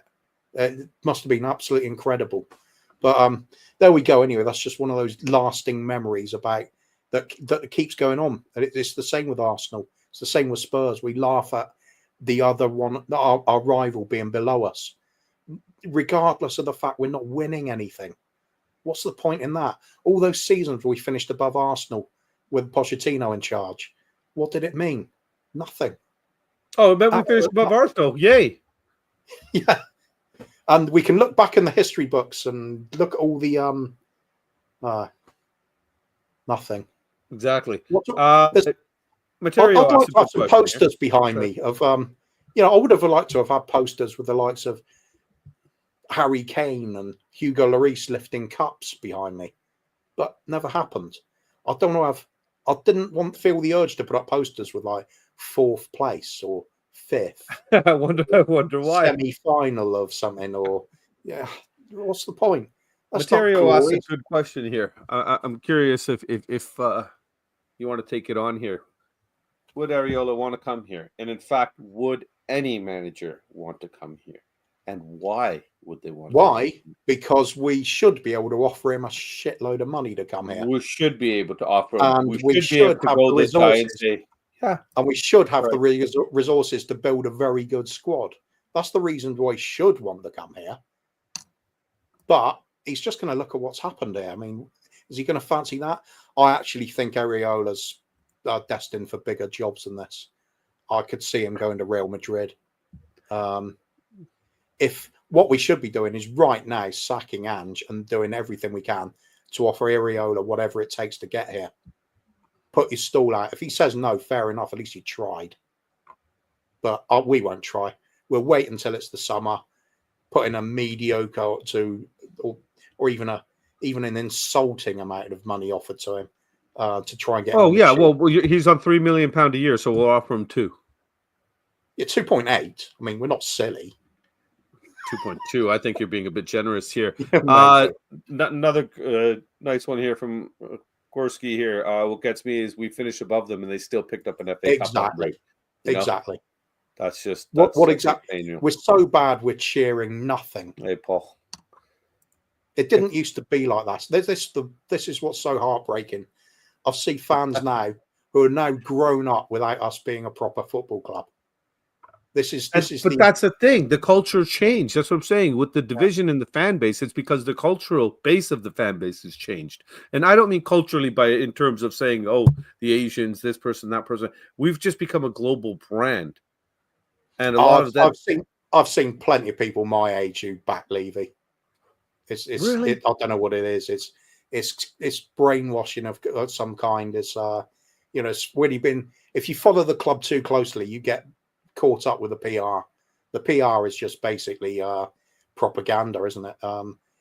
There's things that started back in the early 2000s, when Levy took over. Things that I noticed happening amongst the fan base. Instead of there being articles all over social media about the win or something like that, or scoring goals, or how great it was winning the FA Cup back then, or the League Cup, you started seeing headlines like, after we'd get a 0-0 with some crappy team like, say, West Brom or something, don't you just love it when Hugo keeps a clean sheet? I thought, that's celebrating that now, are we? Yeah. And that is a continuation of always that. There's always some positive spin out of everything. You know, if we spend money on absolute crap in the transfer market, well, at least we made the money to waste it. Well, what's the point in that? It's like saying, oh, well, my house is burnt to the ground, but at least I had enough money to buy fire extinguishers, even though I didn't have any. Well, you had enough money to buy the house in the first place, so that's a plus. Yeah, that's true. Yeah. Nick is just The sitting here money saying, was there, damn it. It's Yeah. not our fault we didn't do anything with it. It's the thought that counts. Yeah, it is. The thought of a hotel and a wage packet and some bonuses. I can't wait We to are see that Bankers hotel, FC. really. Bankers FC. Yeah, Money pretty much. for nothing. Easiest job in the world, Spurs chairman. Well, This it's is like the other that. bit as well. Did you see that meme go around with that guy that's wearing the AIA shirt and it's just a cartoon and the other guy saying, "Oh, you're a Tottenham fan." He goes, "No, I just like the insurance company." Yeah, that's right. Right. Speaking of shirts, Nick is saying he wore his Tottenham shirt to a golf place here, and he was bantered by some kid in the middle of America, in the middle of nowhere. So fantastic. Redknapp in his caretaker, Robert Mancini in. Yeah. You know what? I think. No, Here's a question for the chat: who would you not take as a manager? Because I'm pretty open to pretty much anybody coming in. Southgate. Southgate, Paul Merson, Alan Smith. Sol Campbell. I wouldn't take ex-Gooners, and I wouldn't take Southgate. That's pretty much it. Or Alex McLeish, or anybody else with any of these really incredibly mind-numbing negative managers that don't ever play football. No matter how disappointed I am with the way we defend, I'm not going to sacrifice all forms of football just to get somebody in. If Gareth Southgate had gone on won World Cups and European Championships, you might say, well, he's got track record now, hasn't he? But he didn't win them, and we did look crap. Yeah. It's not worth it. It's just because you got the devil in charge. Well, no, I wouldn't say Ange is the devil. Just because Ange isn't up to the job, I'll say. I like Ange. It's not going to work out in the Premiership, though. He's found that level where his style doesn't work anymore. Which I've said this the other week. Unfortunately, that's the way it works in being employed. You tend to get promoted to the point where you're in a job you're incompetent in. I think that's what's happened with Ange. Doesn't help having this chairman, of course, but he's using. Speaking of that, I want to kind of keep it going, Kuvs, but lead it into this here. Is he just being made another scapegoat? I'm curious. Are we planning to fire him? Is that why we didn't back him this transfer window? Because we're not planning to back him at all. That he's going to be gone shortly, and then again in the summer we start a new project. So why buy players in for a manager that's not going to be here? Is that potential? Is that possible? What saves the most money? That's the easiest way of solving this one. If you're ever in doubt over what's happening, is it cheaper to keep Ange and accept that there's injuries and signings are going to happen in the summer? That's your cheap option. Just get through it, grit your teeth, and hope for the best. Don't have to spend any money then. Second option would be, if you do fire him, what's going to happen? First of all, you've got compensation to pay him. That's more money out immediately. You then have to get the next manager in, even more money to pay. And then the next manager is going to want to buy players. So immediately you're committed to both a change in style, most likely, because we always do that. I love the boats, but if it went down and it would set us back years, yeah, it would. Sorry, yeah, no, I just wanted to talk. Paddy, it's a hypothetical question. If I thought Levy was actually going, I would take relegation. I'm not going to take relegation if it was guaranteed, of course. Yeah. Okay. I was just glad that Paddy had something negative to say about you and not me for once. It's very rare. Yeah, he wasn't thinking straight. He'll be back on form in a minute. So are we setting him up to fail? Are we setting Ange up to fail? Every single manager we get is the fall guy at some point. He's the fail safe for Levy. If things get really bad, fire the manager. It doesn't matter who they are. You can see that none more clearly than what happened with Jose Mourinho. If Mourinho gets sacked from the job, who wins everywhere, a week before a cup final. What hope is there for anybody? A week Nobody's before a got cup final. chance. Eugene's just adding to us. Ange's getting sacked. Time for that was in December. And honestly, Eugene, that's where I wanted to kind of lead into this as well with Kuva, because if this really is the agenda, how foolish of it is that we haven't done it then already? No. What are we waiting for? For a start, it might actually lead to the belief that we're going to change things.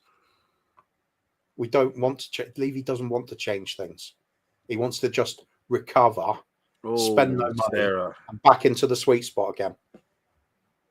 I don't know who you are, Sarah. I've never seen you in the chat before. I'm gonna tell you, I'm loving the fact that you're here, and I appreciate all the comments that you've been adding to the conversation here. If Spurs won the League Cup and Europa League and finished 17th, would you give Ange till Christmas? No. Europa League 2, though, a cup double. Not it would just be nice, but still overall, it'll be showing that we're in real danger in the league with him in charge. And that's the ultimate prize. But then keeping him until December. But keeping him until December after that would mean you're accepting whatever he wants to do in the summer and risking the start of next season as well on it. Not for me. I've seen enough. Okay. Sorry, I mean Ange. Let's go on. Other answers being, yeah, that's it. Interested in this person, interested. Andrew's pardon to save Levy's ass. No one else would come. You might, Materio, you might be right, because what was he, like our fifth option? Right? So ultimate, yes. And in managerial terms, he's cheap as well, isn't he?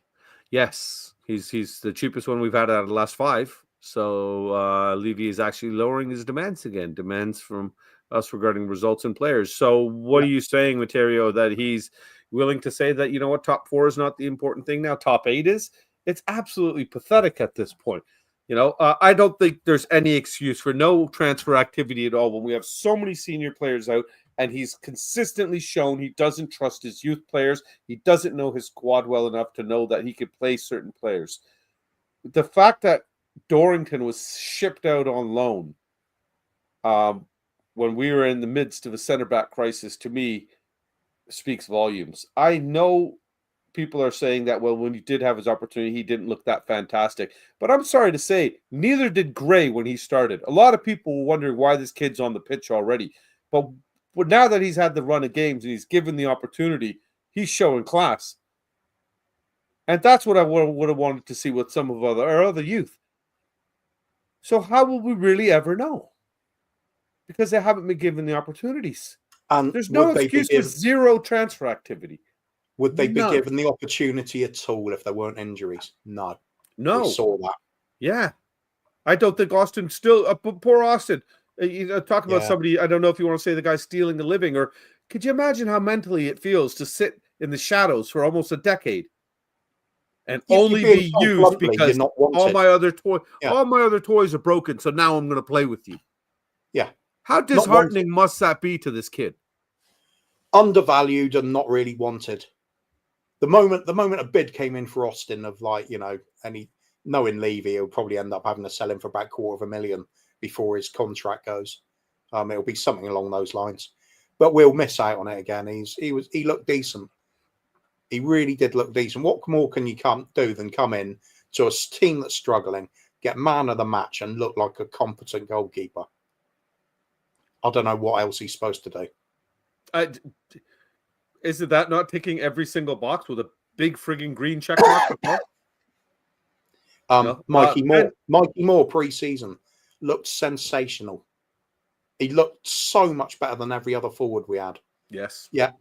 No sign of him for week after week after week. Why? Until we get injuries again. Because Ange doesn't trust youth players. Is it that, or is he a yes man and he's been told to play son to appease a certain fan base that's filling the stadium? Oh my God, somebody's asked me a really difficult question. Oh, sorry. I was just, I'll get down to it there. Ben is saying, Ben just makes a good point here. Finishing 17th when they're paying highest prices in the league is unacceptable.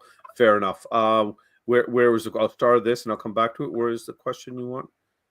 Where is it? Oh, it's by Glenn THFC. Ah, I see it here. Okay, big up, Glenn. Good to see you here. I can't choose. I can't You know what? choose. I think this is a good time to. We've been going an hour and a half here. I think while you discuss this, we're going to go to commercial break quickly. Yes. Yeah, word from our sponsors. Yeah, we have a word from our sponsors here quickly. I just want to shit. Oh my god! I was just trying to star the comment so I know where we were. No to Mason. Oh no! Oh boy! Big up Hasper. If we won the league. Oh, here we go. Okay.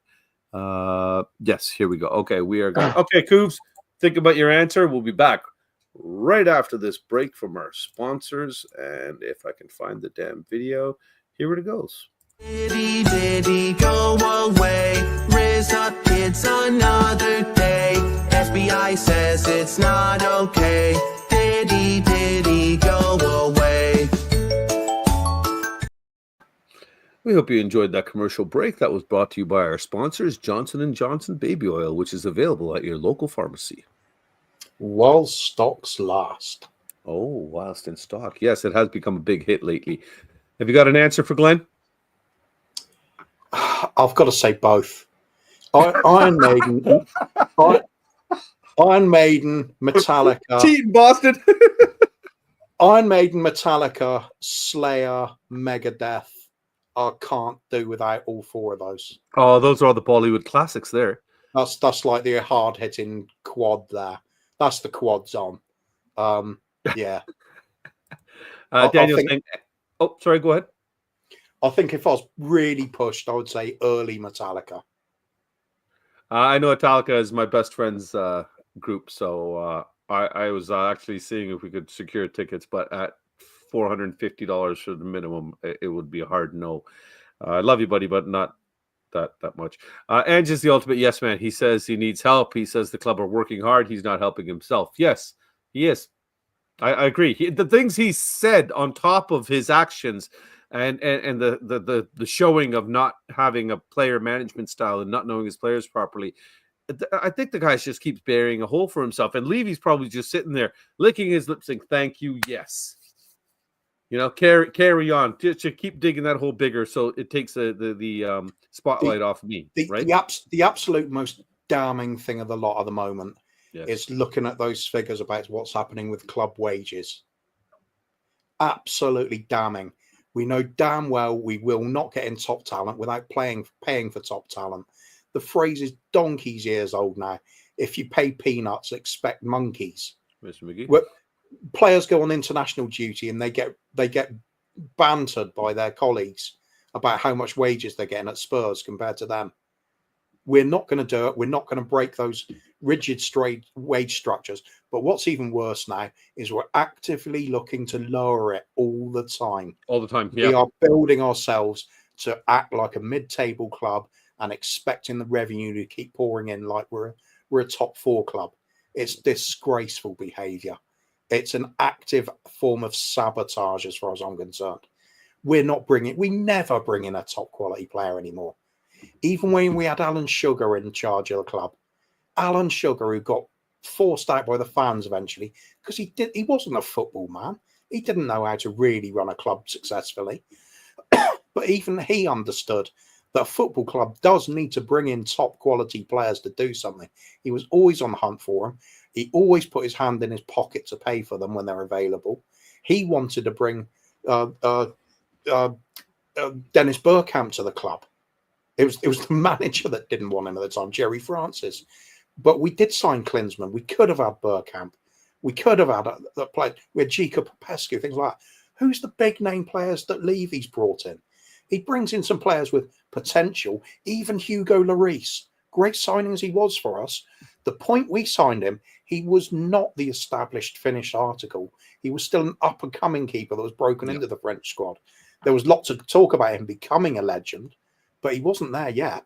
Harry Kane, we'd only just got to start getting into the first team under Tim Sherwood. But Posh had to develop him into the player. The only reason Harry Kane didn't become what Harry Kane is because Levy didn't buy Benteke. He wouldn't give Aston Villa the extra million they wanted. Yeah. And that's the only time his shrewdness has actually benefited us. In reality, Kane was forced to play. And then he was just unleashed, and they were like, hold on a second. we've got a kid here we were considering selling to Leicester for 600K the year prior. It's absolutely absurd. Eugene Moore was out for a while. From my understanding, he had some form of a virus. So, but regardless, we can't blame everything on. Yeah. So, just getting all cat up. Metallica, Maiden for Glenn here.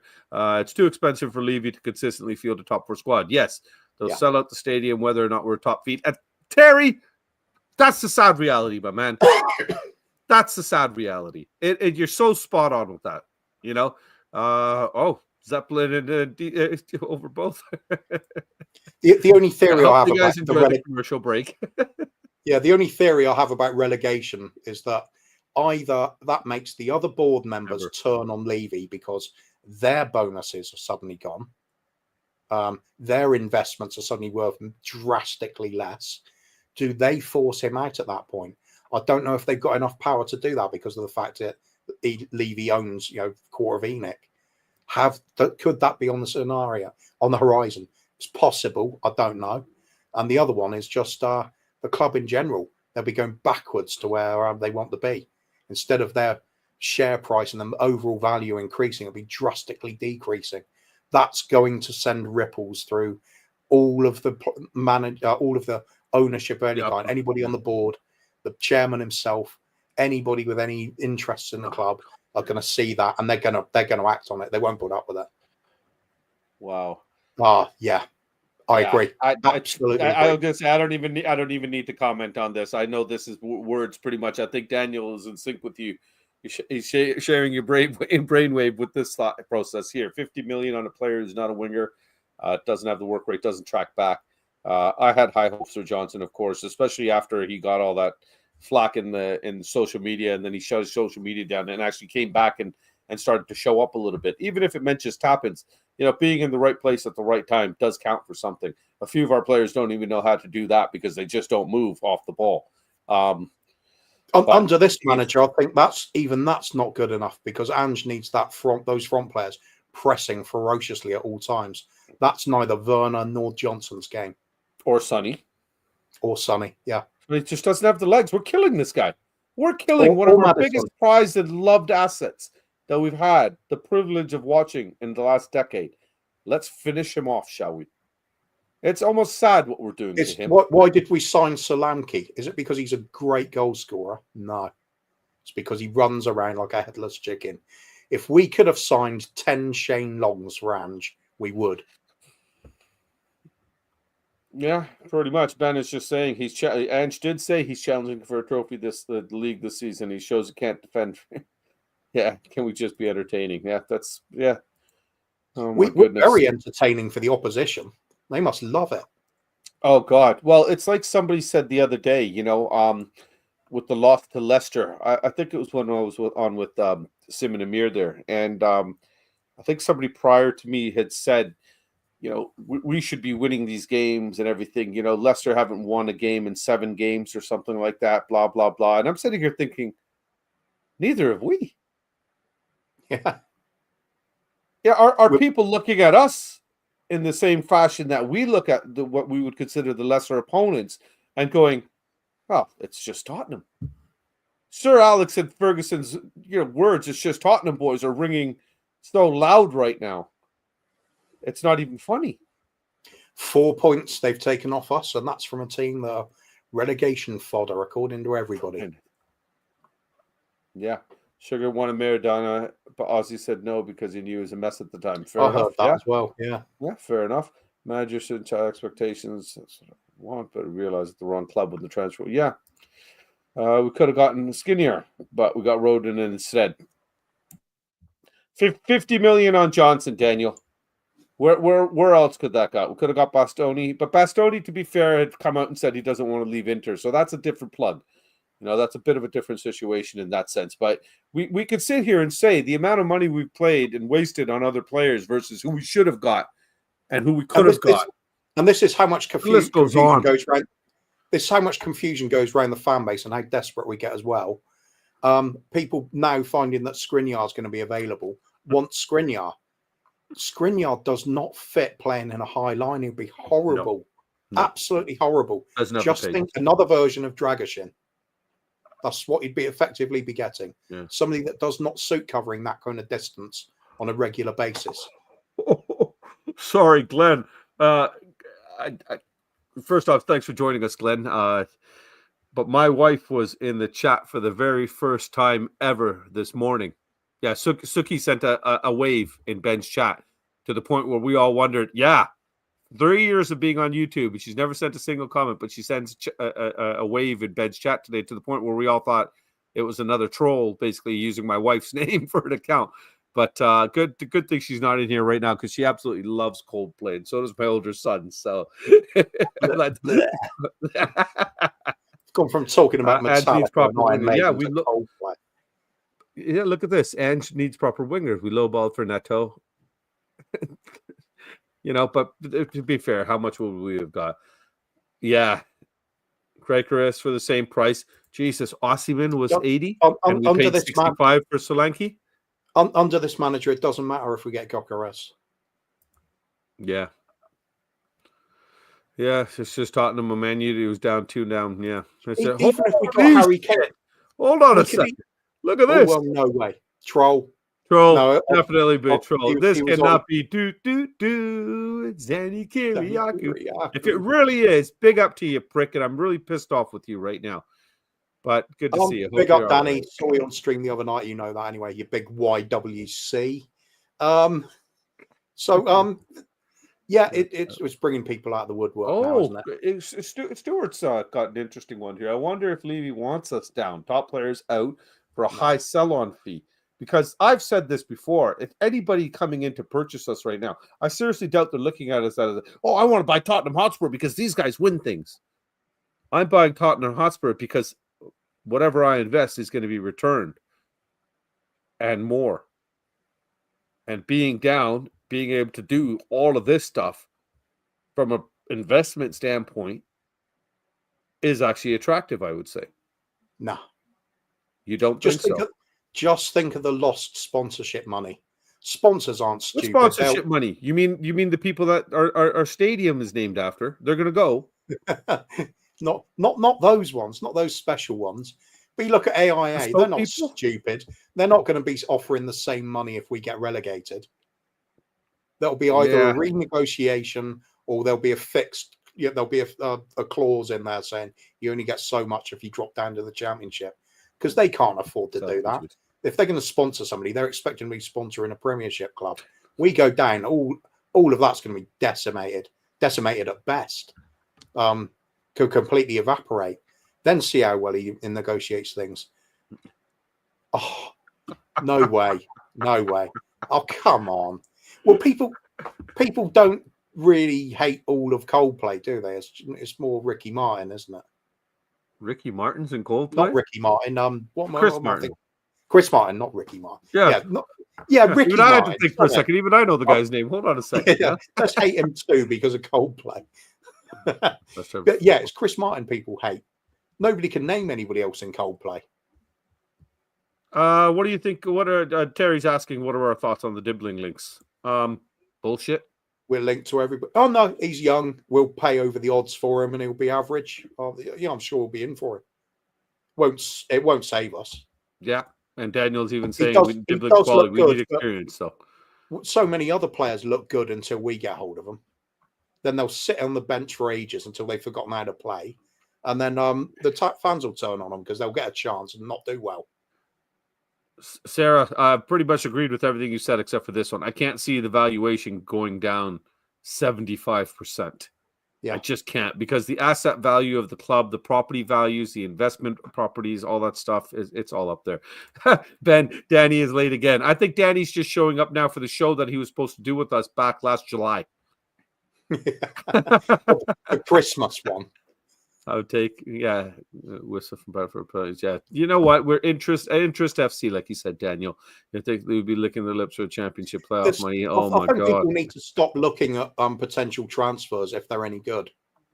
To get that out of your mind immediately. Think of somebody that's good you really want, and then think of an alternative that's cheaper on lower wages. That one we might get. See, Rinketic makes a good point here. NFL doesn't care about the football stadium, where the team is. They care about the stadium, where it is. At the end of the day, regardless of what league we're in, we're still in London. We are still at the most attractive stadium, arguably, in all of Europe. So concerts, venues, all these things will still come in over the next few years. It's absolutely prime for someone like Amazon, Jeff Bezos, to come in, isn't it? I heard from going I for keep saying, please come in, Amazon. We can even call it the Amazon. We can call the ground the Amazon basin and everything. It's all there. If Amazon came in, how long would it be before they realized that this isn't a football club, shipped everybody out, and decided to turn that stadium into a massive warehouse? I'd be okay with that. At least we could start the football team from scratch again. No, seriously. If they did that, Kuvs. If they did that and they abandoned the name Tottenham Hotspur, as fans, we can start the club again with its own name. I would actually be up for that if that was a serious possibility. So we maintain and we have it enshrined in the club's internal laws that we cannot sell out the club to non-Spurs. It would have to stay within fan ownership forever. I would be prepared to do that. Well, somebody had said there's something like 250 million Spurs fans around the world. If we all put in £4 each, we could buy the club.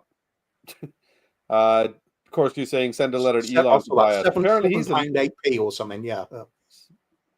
So there you go. But I'll prepare to chuck in sort of 70 quid, buy out 10 people. Yeah. Big up, Jess. Just Central people of Dulala is here. Thank you. Big up, Jess. Good to see you. Tottenham fraudster. You know what? It's sad that I know Daniel's a fan because you could tell by just the amount of information he has about the club and the points that he's been bringing into the conversation here. But for our own fans to call us Tottenham fraudster, thank you, Daniel Levy. This is the excitement level you've brought us to. This is how you've got us pushing forward to the point where 12th and the lowest form of cup available might be acceptable to some. This is absolutely disgusting. And for the third season running, I don't care if I watch games or not anymore. It doesn't mean anything to me. I'm not excited. I told you I missed the Everton game because I had the kids' football training. Good. And I didn't realize it was on. And one of the kids there, he's a Man United fan. And he turns to me and goes, Coach, you're losing 3-0? I said, no. But now that I do know, let's start running. Exactly. Yeah. Take it out on the kids, huh? Oh, yeah. Nothing like abusing other people's children. It's great. Yeah. So let's cut that. I mean, sorry. Inspiring. My English is not so good sometimes. I'll just play it off the bat. Yeah. No, clip Kuvs. Oh, yeah.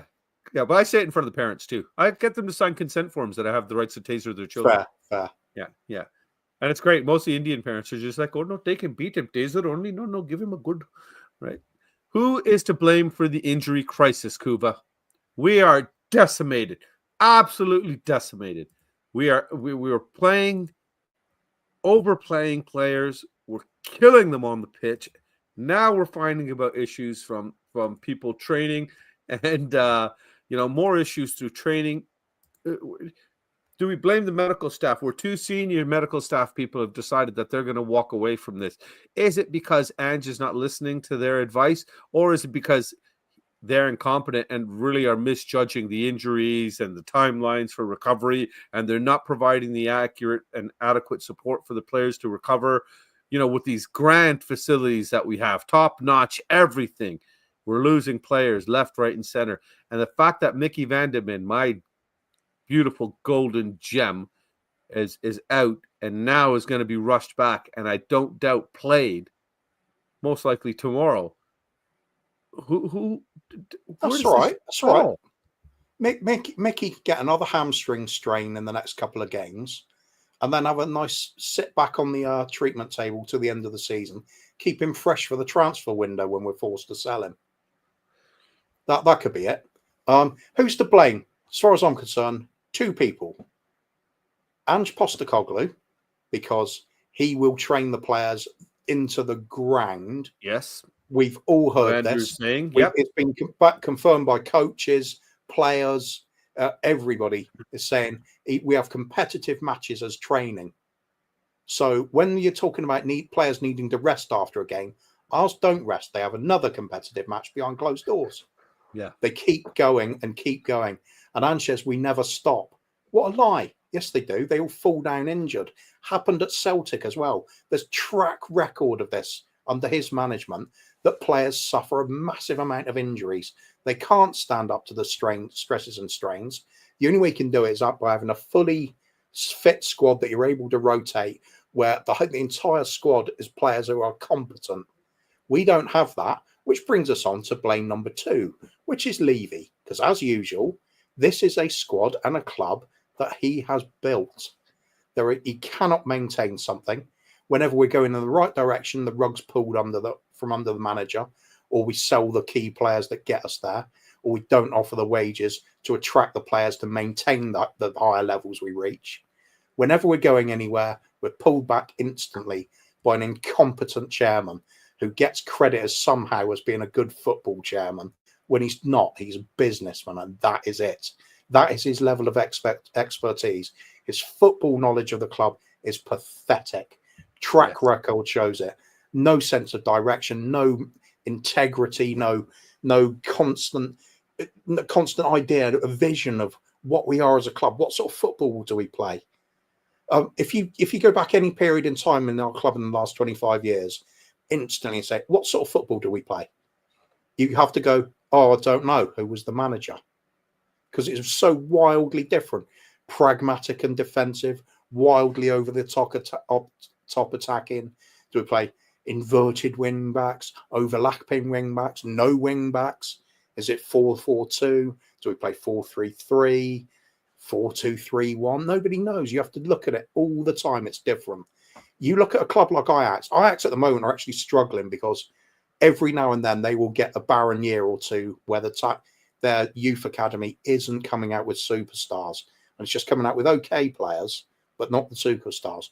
But you look at them regularly throughout history, they will always bring through players that can maintain that style of play, the Ajax style of playing football, the Johan Cruyff style, the Puskás style. It's all there. It's ingrained in who they are as a club. It's identity. When we talk about identity, when we talk about club DNA, what bullshit. Daniel Levy has destroyed that. Any club DNA we ever had is gone. The only thing that's consistent is make money. That's it. Period. He's a businessman. He's terrible for this football club. And so I have to put the word football in there. Just drive it home. That is what we are talking about. I don't go to the bloody Tesco's shop window and start cheering the bloody girls, ringing the tills, going, yeah, money. That doesn't interest me. I want to watch football. No, I've said this one before, though, haven't I? Dawn until 19, I will make an exception for. I will cheer her, but that's something else. Yeah, what do we really want from this club? I want football. I want to be challenging. We should be challenging. It's not entitled to expect your club to be up there, at least trying to win something. If you can't, fair enough. That's the nature of the game, isn't it? There is only one winner. Every competition has one winner. Everybody else is a loser. That's just the way it is. That's sports. That is sports. Yeah. So all this bullshit, accepting anything less than that, is just bullshit. Why do you want it? It's the fact that the mentality of mediocrity has been accepted. Yeah, it comes like from the top. like I said earlier, I'm guilty. I'm guilty of it too. I've just realized that I've allowed this to seep into me. You know, I sit here and I wonder why some people are so passionate and so vocal. And I sit here and think, oh, just chill. It's okay, you know. But then you realize that, no, it's not. Don't chill. It's not okay. This is not acceptable, you know.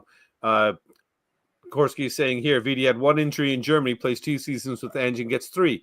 We got Chemo coming in here and saying you guys are certainly proper English Tottenham fans. We're whinging, we're moaning, sack him, he's no good.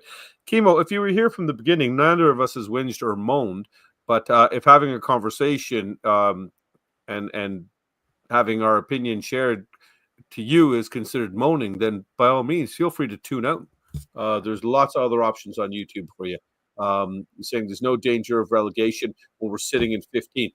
So, by the way, which players do you think we're going to? We're losing to 2 to 3 relegation teams, but we're not in danger of it, right? We won 1 game in 8 now, but we're not in danger of it, right?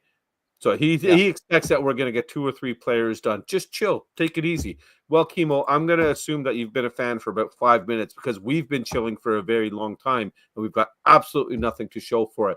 We would be 2 of the most deluded happy clapper fans considered in the YouTube community if you asked any of the other content creators. But you're telling us to chill. You got to look at the big picture, my man, or lady. Sorry, you got. What is the idea that we're getting 2 or 3 players? What's that based on exactly? Because there's rumors that what we're evidence do you? What's his name? Where was it? Chemo, wasn't that? Yeah, Chemo. Yeah, down here, right here. That's your assumption. We're getting 2 or 3 players is based on what? What evidence do you have of that? Because there's links. This is a club that is famous for going windows with no transfers. Yep. And that's summer transfers, let alone winter ones. It's based on nothing. It's blind hope. And the fact that, we're not going to go down. Lots of clubs have said that in the past and they go down. Leicester. Look at what's happening right in front of your eyes and gauge it. The fact is we are losing game after game after game. We are losing to the clubs that are below us. Yes. They are gaining on us. Only Southampton have a worse current form than we do. Only Southampton. We've just lost at home to cannon fodder relegation favourites Leicester, a team that everybody tips to go down easily. And even the most pessimistic fan was backing Leicester to lose at White Hart Lane. I even backed us to win against Leicester. It was ridiculous thought that we could lose to them, but we did. At home. So to say we can't go down, what's that based on exactly? Because all the evidence is saying that is the direction we are heading. You are just hopeful that we don't. Your evidence is nothing. Absolutely nothing. He deserved a rant anyway. Club that Bill Nicholson built and Levy destroyed. Andrew, you can't put it much better than that, right? Angus, big up to you, mate. Hope you're doing well. And I don't know if you saw earlier, but Angus made a comment that his dad was home now. We know he's been ill, so I thought it's fantastic, man. Good stuff. I thought we played 2-8. Oh, yeah. Our formation, yeah. Pretty much. Yeah. Materio, unfortunately, yeah. Wait a minute. My sister works at Tesco's and her name is Dawn. Hey, tell her I said all right. Ange played under Frank Puskas at South Melbourne, and he was his captain. They were mates. And so, therefore, he's a good manager, does it? Is that it? Hey, I shook hands with Gary Gerrard. Mabbutt. Was a legend for Liverpool, and he did very well with Rangers. How did he do in England, though? I shook hands with Gary Mabbutt. Perhaps I can play for England and Spurs now. I got an autographed shirt from Teddy Sheringham. Does that mean I can suit up? Oh, get in that team. That's it. I'm in. But these guys are always so positive until today. We're not. I don't think we're even being negative. I apologize if you feel, but it's just us having our conversation, Jackie, from our perspective. That we're seeing, as sad as it is for me to admit, we're seeing that what other content creators have been saying, our eyes are being open to. But I'm hoping that we don't become negative, but we do want better for our club. And that's why we sit here and we're having this conversation, because we're trying to figure out what can be done as a collective unit without dividing the fan base further. We know we're divided, but we want to know what's going to bring the unity together. Hey, users here, pick up. I got chilled, got frostbite. You should have been outside shoveling the snow with me. No player wants to come to Tottenham. No, some will. So, some will. It's still going to be a dream come true for a lot of players. Yeah, they're clearly working on what, Chemo? Sorry, he's saying they're clearly working on it. But sorry, go ahead. Clearly working on it. What's the clearly part? Have we signed anybody to alleviate the deficiencies in the squad? No, there's nothing clearly happening there. The only thing I've clearly seen is Ange come out and say that we might most likely will not be signing any because it's very difficult in the January transfer window. Yeah. I haven't heard that one before. Have you ever heard that before, Kuvs, that it's difficult to buy players in the January transfer window? It's funny. I've heard it somewhere before. Heard it Yeah. somewhere before, man. Other clubs seem to manage it, don't they? Yeah. Materio, it's scary, right? So who do you think will come in? What are the names? There you go. You got some of those answers for you, Kimo? We'd love to know. Honestly, we would, buddy. How badly this club was rolling. We went 532 days. 532 days without a signing. Wow. Wow. Yeah. Breaking news. Tottenham held direct talks with Bayern Munich. Yeah. Another 18-year-old. Matthew Tell, another bench warmer from Bayern Munich. So the diehard Ange fans can't have a basic football conversation. They result in insulting, whinging English fans. Yeah, there you go. It's all good. It's all good, Ben. Appreciate that, buddy. Even if we bring in a few players that don't expect to be particularly good and hit the ground running. Exactly, Jason. That's the thing. We've seen what we buy. Kuv has already said we're not going to be sitting here opening that wage packet and changing the structure of our pay. Our greatest player and greatest asset, our commercial value player, is on £220,000 a week, which is average players' salary at the big clubs. What does that tell you? This guy is either seriously underpaid or we're really good at making sure we underpay people. We don't see the value in them, right? I've never seen our club in this state, and it's painful, right? Glad that these channels are starting to unite. Yes. He's squeezing the last juice out of the lemons, but be assured we have got lemons. Yeah. Yeah. It doesn't matter who player moved to Tottenham, they'll be injured in the first game. Yeah, I guess, unfortunately, it's a bit sad. I said last Monday we lose to Leicester. I was right. One of the streams somehow got a death hang on a threat. minute. Wasn't Solanke injured for the first game of the season because he couldn't even make it through training? I think he was out for the first game, wasn't he? I don't recall, to be honest with you. I think he was. Which is even funnier. That's crazy. And as for being negative, you bet I'm negative. This is horrific what's going on. This is vibes of the 1990s where we're really very nearly relegated. I feel the same way about the club now as I did then, except for back then I thought maybe we could sign someone. Maybe the chairman might get us out of the bail us out some way. He did with Jurgen Klinsmann, brought him back, saved us. With Levy, I don't put any money on him buying on anybody. He's going to bring back Harry Kane to save us. Harry Kane would get injured instantly. You know it. Oh, in this system, he wouldn't. Osimhen is the one guy I could see fitting. I genuinely think now we get players who injure themselves signing the contract. Yeah, fair enough. It's that scary, isn't it? Or just getting out of the car to go up into the building to sign the contract. Just twist an ankle coming out of the car, right? The agent rings. The first ring on the mobile phone goes, and they've injured their ear. Or finger by pushing the button to accept the call, right? That's it. Kimo's guaranteeing we won't go down. So Kimo is either a prophet or he's got a lot of inside knowledge that we don't have. So we'd appreciate you letting us know. Hotspur 82, big up, new name in the chat. Nice to see you here. For all those Ange mob, don't be complaining about our injury crisis. No players concerned about their health will want to come in. There you go. You know, that's kind of what we've been saying. Chris Gibson's here. What are the Ange will see in this clown? Chris, I think it's faith. You know, I'm not going to sit here and lie. I did have blind faith, even when things started to slowly go downhill a little bit. But it's since the whole Austin incident, I've seen clearly that this man does not know his squad. And that's what bothers me the most. And you're saying, sure, he's good for the next 2 years. He'll be sweating a lot, just stuff from his kid. Oh, that's fantastic, man. Good stuff, Angus. We wish your dad all the very best. Pick up to your Big dad. up, Mr. McDowell. God bless you. Leeds Angels in the Jets is sending her people over. Appreciate it. Good to see you, man. Said 10th at the start of the season. Everyone was way more positive than me. Yeah, you know, it's sad when we're even now saying potentially 12th in a trophy would be. Ange performed a miracle last season. He did, Sarah. Mate, you said you wanted someone like Frank. You've got one. Who said you wanted Frank? I never said I wanted Thomas Frank. Did you? I'll be happy with Thomas Frank, yeah. Oh, he's definitely better than what we have. So, yeah. If you said it, then, yeah, I'd agree. He's Ange's out of his element, mate. So that's how we feel here. By the way, I don't think Thomas Frank will win us anything, but he's able to stabilise the club and get us to play. You know, don't think he'd have us worried about a relegation battle. Exactly. You know, it would give you something to build from again. Yeah. Big up Big LUFC Mott. Appreciate you joining us here. Clubs note Spurs are absolutely desperate for signing. Spurs are not signing anyone. Yeah, because we're probably being overpriced now. We're getting the same thing we've given.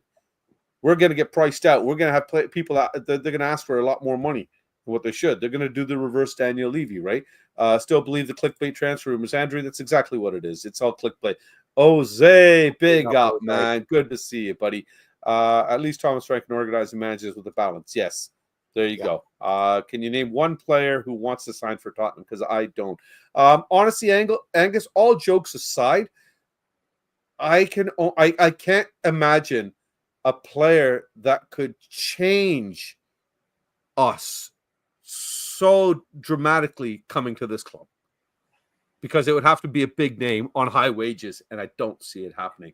The only player that I could see wanting to sign for us would either be youngsters that were boyhood Spurs fans kind of thing, or ones that see this as a stepping stone to move on to bigger and brighter things.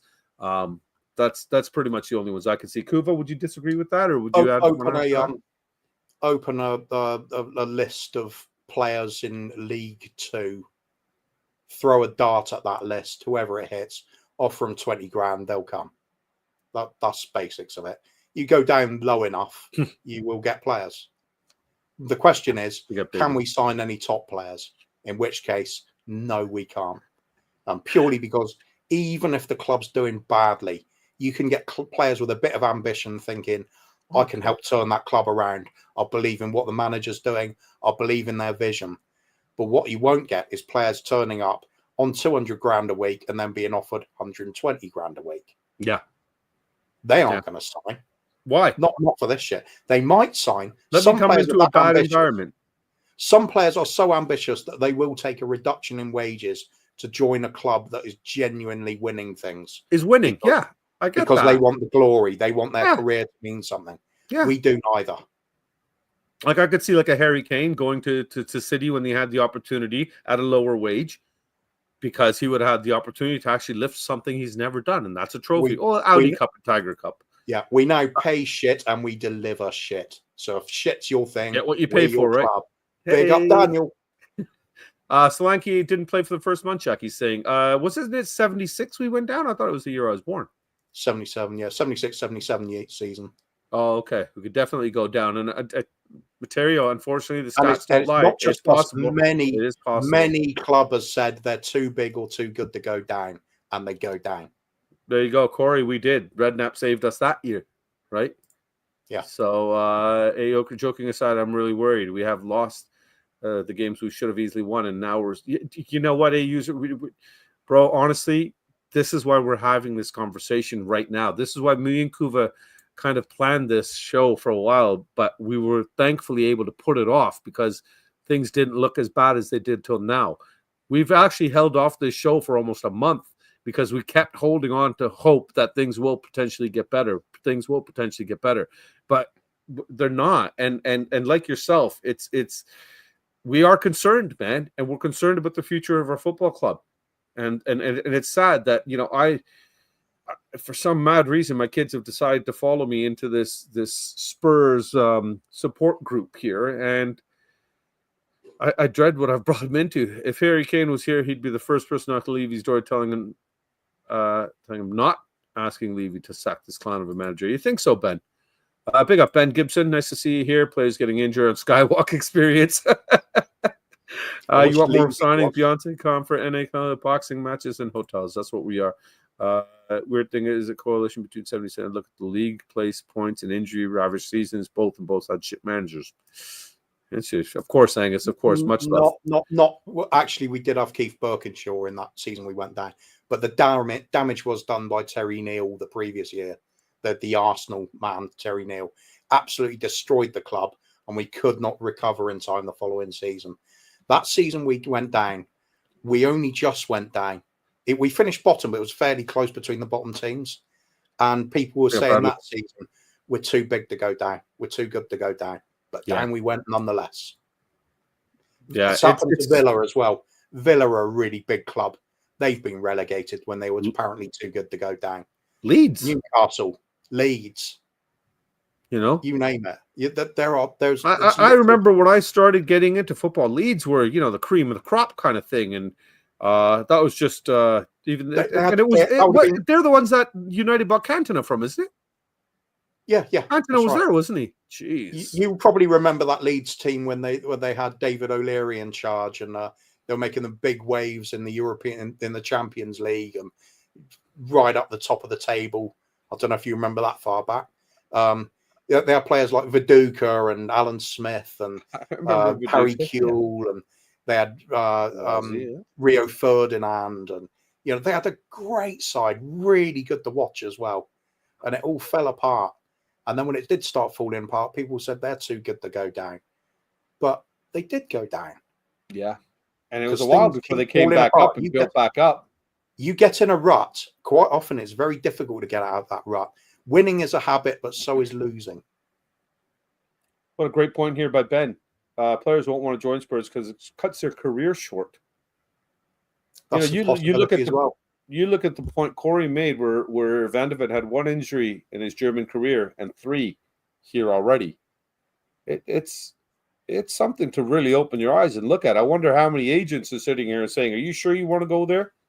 Yeah, that could be the death of you. That could be the end of you, right? So, especially now, if you're a young player. If you're a young player now, all the emphasis was put on, look, Spurs are building for the future. They're going for a youth project. You look at what happened with Bergvall and Gray, start of the season, they couldn't get a game for love nor money. It's only when we got injuries they started getting chances. That's it. I'm not going to accept any criticism of either player because they're coming in doing their best to do a job for us. I think Gray's actually been pretty good considering. Yeah, he's got mistakes in him, but who doesn't at that age? The fact he's covering multiple positions, looking assured on the ball, looking a better player than some of the seasoned pros around him. Yeah, I think because he's playing with some heart. Yeah. It'd be nice if everybody else did. And thrown in at the deep end. Absolutely thrown in at the deep end. And that's why I say, what if this was going to be the agenda, then why were more players not thrown into the deep end? The fact that it was done out of necessity does not show me that he's a good manager. It shows me that he just got lucky. Yeah. Right? How many points do you think we will finish with this season? Sarah saying 42, the same as West Ham in 03, and they went down. Sarah, the fact that we've picked up 1 point in the last 8 games now. Yeah, one win, 7 losses, 1 draw, 7 losses, right? 5 points from 11 games now, isn't it? Yeah. Literally, if you take 33, wow. If you base things off the last 11 games, and that is our most current form, so it's reasonable, that would put us on a finish of around about 31, 32 points. It's not a lot. That might be enough to keep us up this season because the other teams are so bad below us. But we have to play some of them. That's crazy. Think about it. We need leaders and sold off any player with a voice. Any player who would fight for the badge, Kane, Dyer, Lloris, all of Ellie's favorite leaders. Yeah, all the players who gave it their all are all gone. He's not wrong. Even Højbjerg looked like he would at least leave it out there. There's a name I haven't seen in a long time. I never thought, big up, Alex. I never thought I'd say it because I don't rate Højbjerg, but he would actually offer something to this team at the moment. Yeah, I agree. Question: when do you think Van de will be putting in a transfer request? Honestly, Angus, I dare I say summer? If relegation happens, it'll be the instant it's confirmed. Okay. Let's go hypothetically. No relegation. We stay up. But Ange is still here. I think a lot of players will put in transfer requests. I think this kid has to see that this guy is going to kill his career. He's going to kill his body. Even Romero's getting slaughtered by our fans at the moment. I bet when he goes to a proper club, he'll play a lot better. It's kind of scary, buddy. They will not play for Ange yet, giving Archie the captain's armband. Yeah, soon enough, man. I keep saying we're a club. I don't believe that anymore. I think this club died. All we've got is to try and fight for the name and the ownership to piss off so he can salvage the phoenix from the ashes. I think we actually does require ashes now. And just Outright said he will not buy leaders in. He won't buy a defensive midfield, most arrogant manager in the club's history. That's hard to argue, Ben. It's hard to argue. I expect to finish with 28 points. And we'll get 4 of those against Southampton and Palace. Jesus. He thinks we'll get points against Palace. Are you mad? Well, that's assuming I'm a draw and a win against Southampton. He's saying 4 points, so he's saying we'll get a point against Palace. Palace. Put up a fight. That's too much for us. Ange being forced with injuries to actually use his best young player shows how bad Ange's talent is. And on top of that, Alex, the fact that he's still putting players in that he knows are injured, the fact that he still knows he's barely at a bare minimum squad that's been decimated through injury, he's still training them hard and putting them further into the ground. It's absolutely maddening. Not good at the ball, at least gave all his heart. Yeah, he did. Højbjerg despises Ange. Yeah, well, I wonder why, because he made him work. We haven't had any points as we've gotten less 10 games. Yeah, exactly. We said that, Andrew. It's disgusting. Ange hates it when you question him. Look at the stare he gave that fan when he said he's taking a stand. Yeah, he's a big man, but he hates being questioned. And the mythical belief that things will get improved when players come back, it's just not true. You look at last season, after that Chelsea game where we got all the injuries, we said it all season, as soon as these players come back, we'll make a push again, it'll be okay. It didn't happen. We were consistently bad to the end of the season and kept getting worse and worse and worse. We were desperate for the season to finish. Desperate for it. And now what's happened this season? Forget the actual results, because beginning of last season, it was amazing. And the beginning of this season, well, no, don't forget that. I suppose compare them. Beginning of last season, 10 games, amazing. 10 games start of this season, that's the difference. An amazing start last season basically got us to hang on till 5th. This season, we do not have that great start, and we plummeted the same way as we did last season. No coincidence that the injuries happen around the same months again, around about that October, November time. All starts falling off the cliff. Players cannot maintain their fitness with this training regime and the way they're meant to play in every game. Both seasons, decline, injuries, constantly getting worse. There is no evidence whatsoever that under this manager, the results are going to pick up when the players come back. The players were in teams but when players come back and go right back out, though, Kuvs. Romero and Van der Ven, even if they stayed in the team. I remember them being complete a full game in games where we were losing. Weren't they both playing in the Ipswich game? Or was it the Palace game? I don't know. There's so many we lost. I can't remember. No. It was before Ipswich because they were both out by then. But the point is, these big name players were in the team where we're losing games we shouldn't be losing. So if they come back, how is that going to help if they're used to losing as well? Everybody's now used to losing. And they're brought back at 60 or 70% so they can get re-injured again. The one thing that is helping Ange keep his job at the moment is when we do lose games, people will go, oh, look, it was only by a goal. Look at the goal difference. How lucky is this fraudulent manager? How lucky he's been. You look at that Liverpool game. They probably should have scored 12. You look at the Galatasaray game. By half time, they could have been 10-0. Osimhen could have scored 8 in the first 15 minutes. Exactly. They could have been 15 goals up. It was only their bad finishing that prevented that. Yeah, on paper, we only lost 3-2. Well, it wasn't that bad. We showed a bit of fight. No, we didn't. We got bloody lucky. I would say Ange is outrageously lucky. He's worse than the actual results have been. Worse. No, I can't argue that. Angus is asking a question. Who's better, my CB or yours? So I'm assuming he means Gabriel and Saliba or Van de Ven and Romero. I'll take Gabriel and Saliba at the moment. Mostly because they've been coached. They know how to organise themselves. I just have to stick with Van de Ven and Romero only because I've got a madman crush on Van de Ven. So you got to take the Spurs hat off to make a. I love Van de Ven though. You could even if you said that's true. The only person that pretty much you could put in front of Van de Ven for me would be Maldini. So, but I can't argue. Yeah, when you look at them, when you look at the quality and where they've brought their teams, it's hard to say that yours aren't better. But I'm going to stick with mine. Sorry. Interesting, Ben, saying we're only 1% better when our full team is available. We wouldn't have fatigue issues, so 4 points away. Yeah, it's Glenners have a better center backs, VDV's quality. It's Don't encourage Angus, guys, in the chat, please. It's bad enough we have to listen to him here sometimes. Don't egg him on. Since the results of the first 10 games last season really flattered us. Yeah. Yes. You know what, Jason? It's so accurate. So accurate. He's right. Yeah. Oh, they played the Palace game. That was their last one when they got injured. At this rate, I would accept loans from Championship SPL. We need players badly. Yeah. At this point, Sarah, I'm half debating sending over my youth team. You know, my team is the age group from the senior team is 15 to 18. So maybe I should send them over. Why do you hate them so much? Well, Christian's a Spurs fan, like his dad. You want to see him hobbling around with 2 pulled hamstrings? Well, at least it would mean he ran. He tried. That's what it's all about.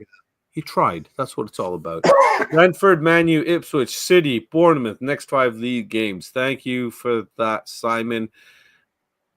So 0 point, 0 point, maybe 1, 0, and maybe 2 points in 5 games.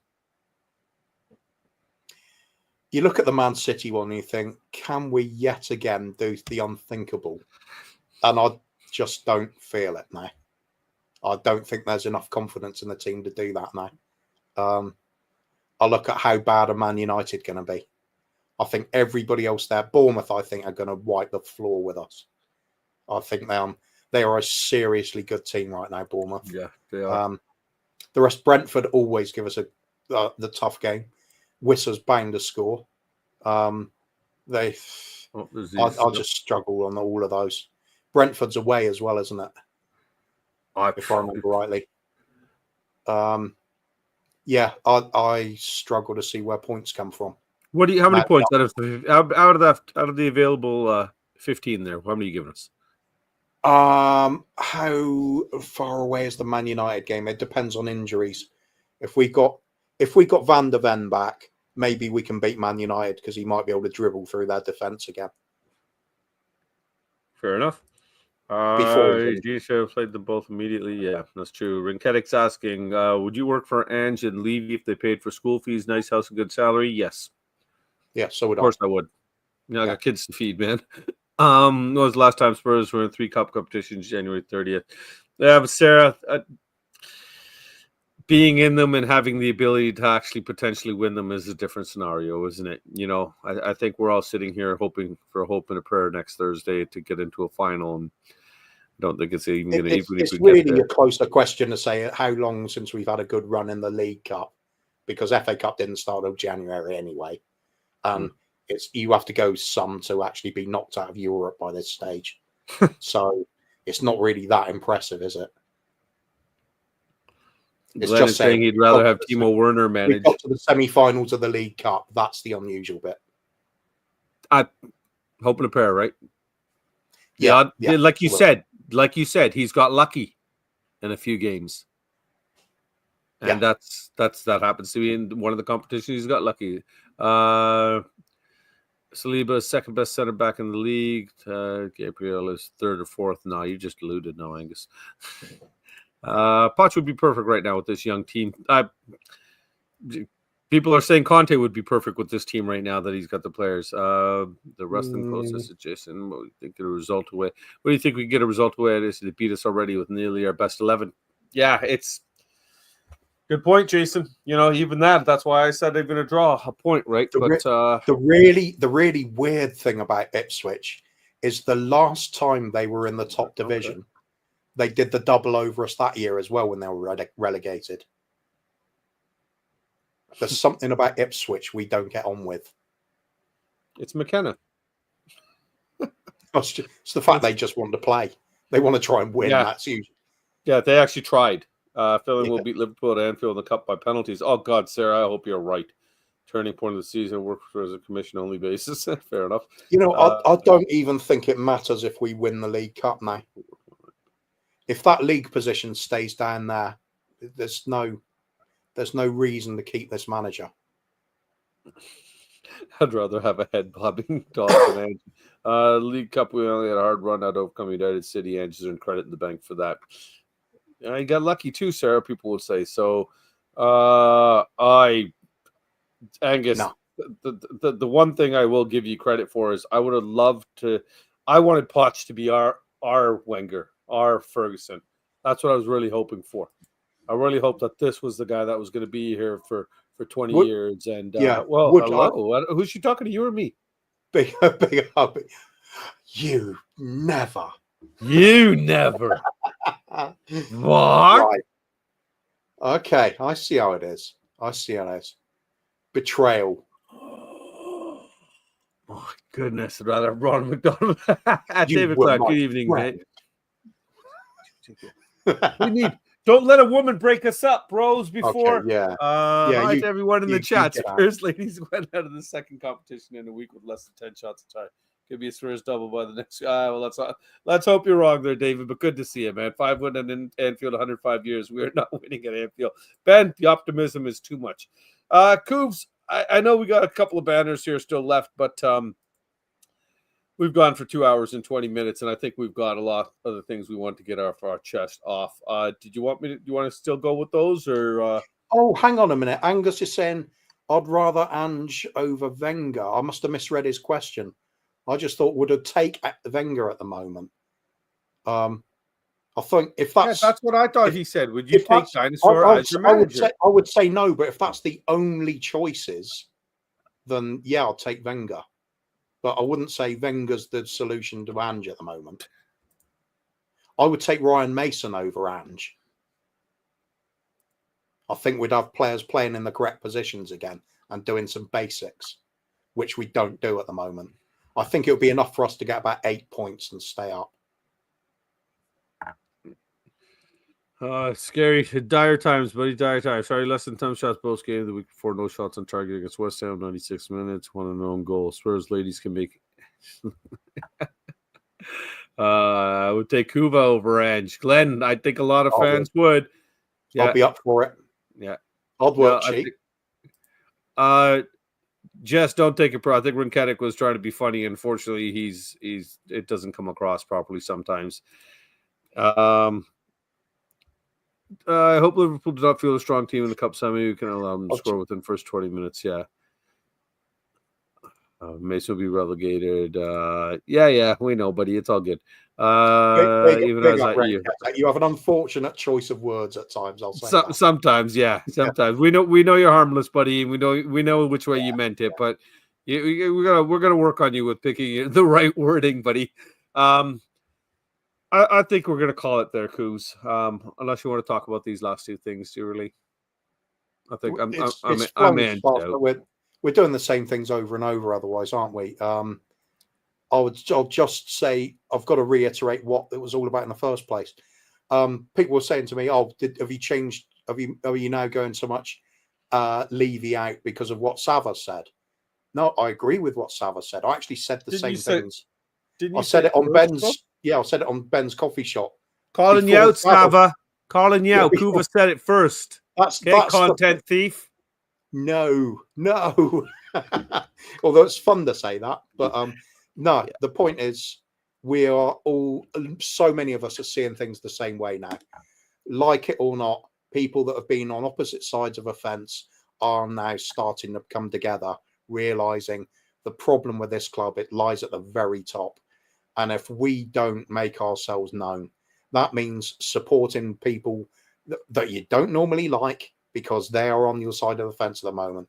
And I likened it to being in the World War II, where we had to ally with Stalin to defeat Hitler.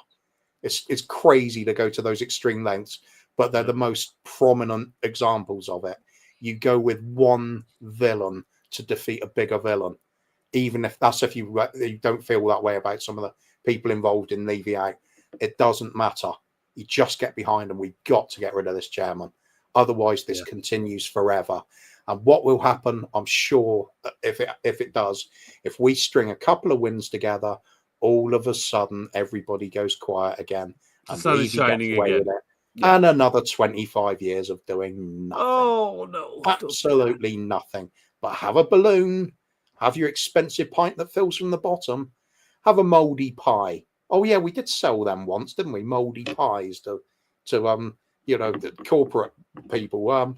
Yeah, because it saved money. I thought mold is good for digestion. No, Doesn't help with digestion or something. Yes, it's good for a few things, I suppose. But anyway, if you don't get behind it all now, we've just got no chance. One way or another, this fan base has to unite. Yep. We have to show ownership. Enough is enough. We are not putting up with this crap anymore.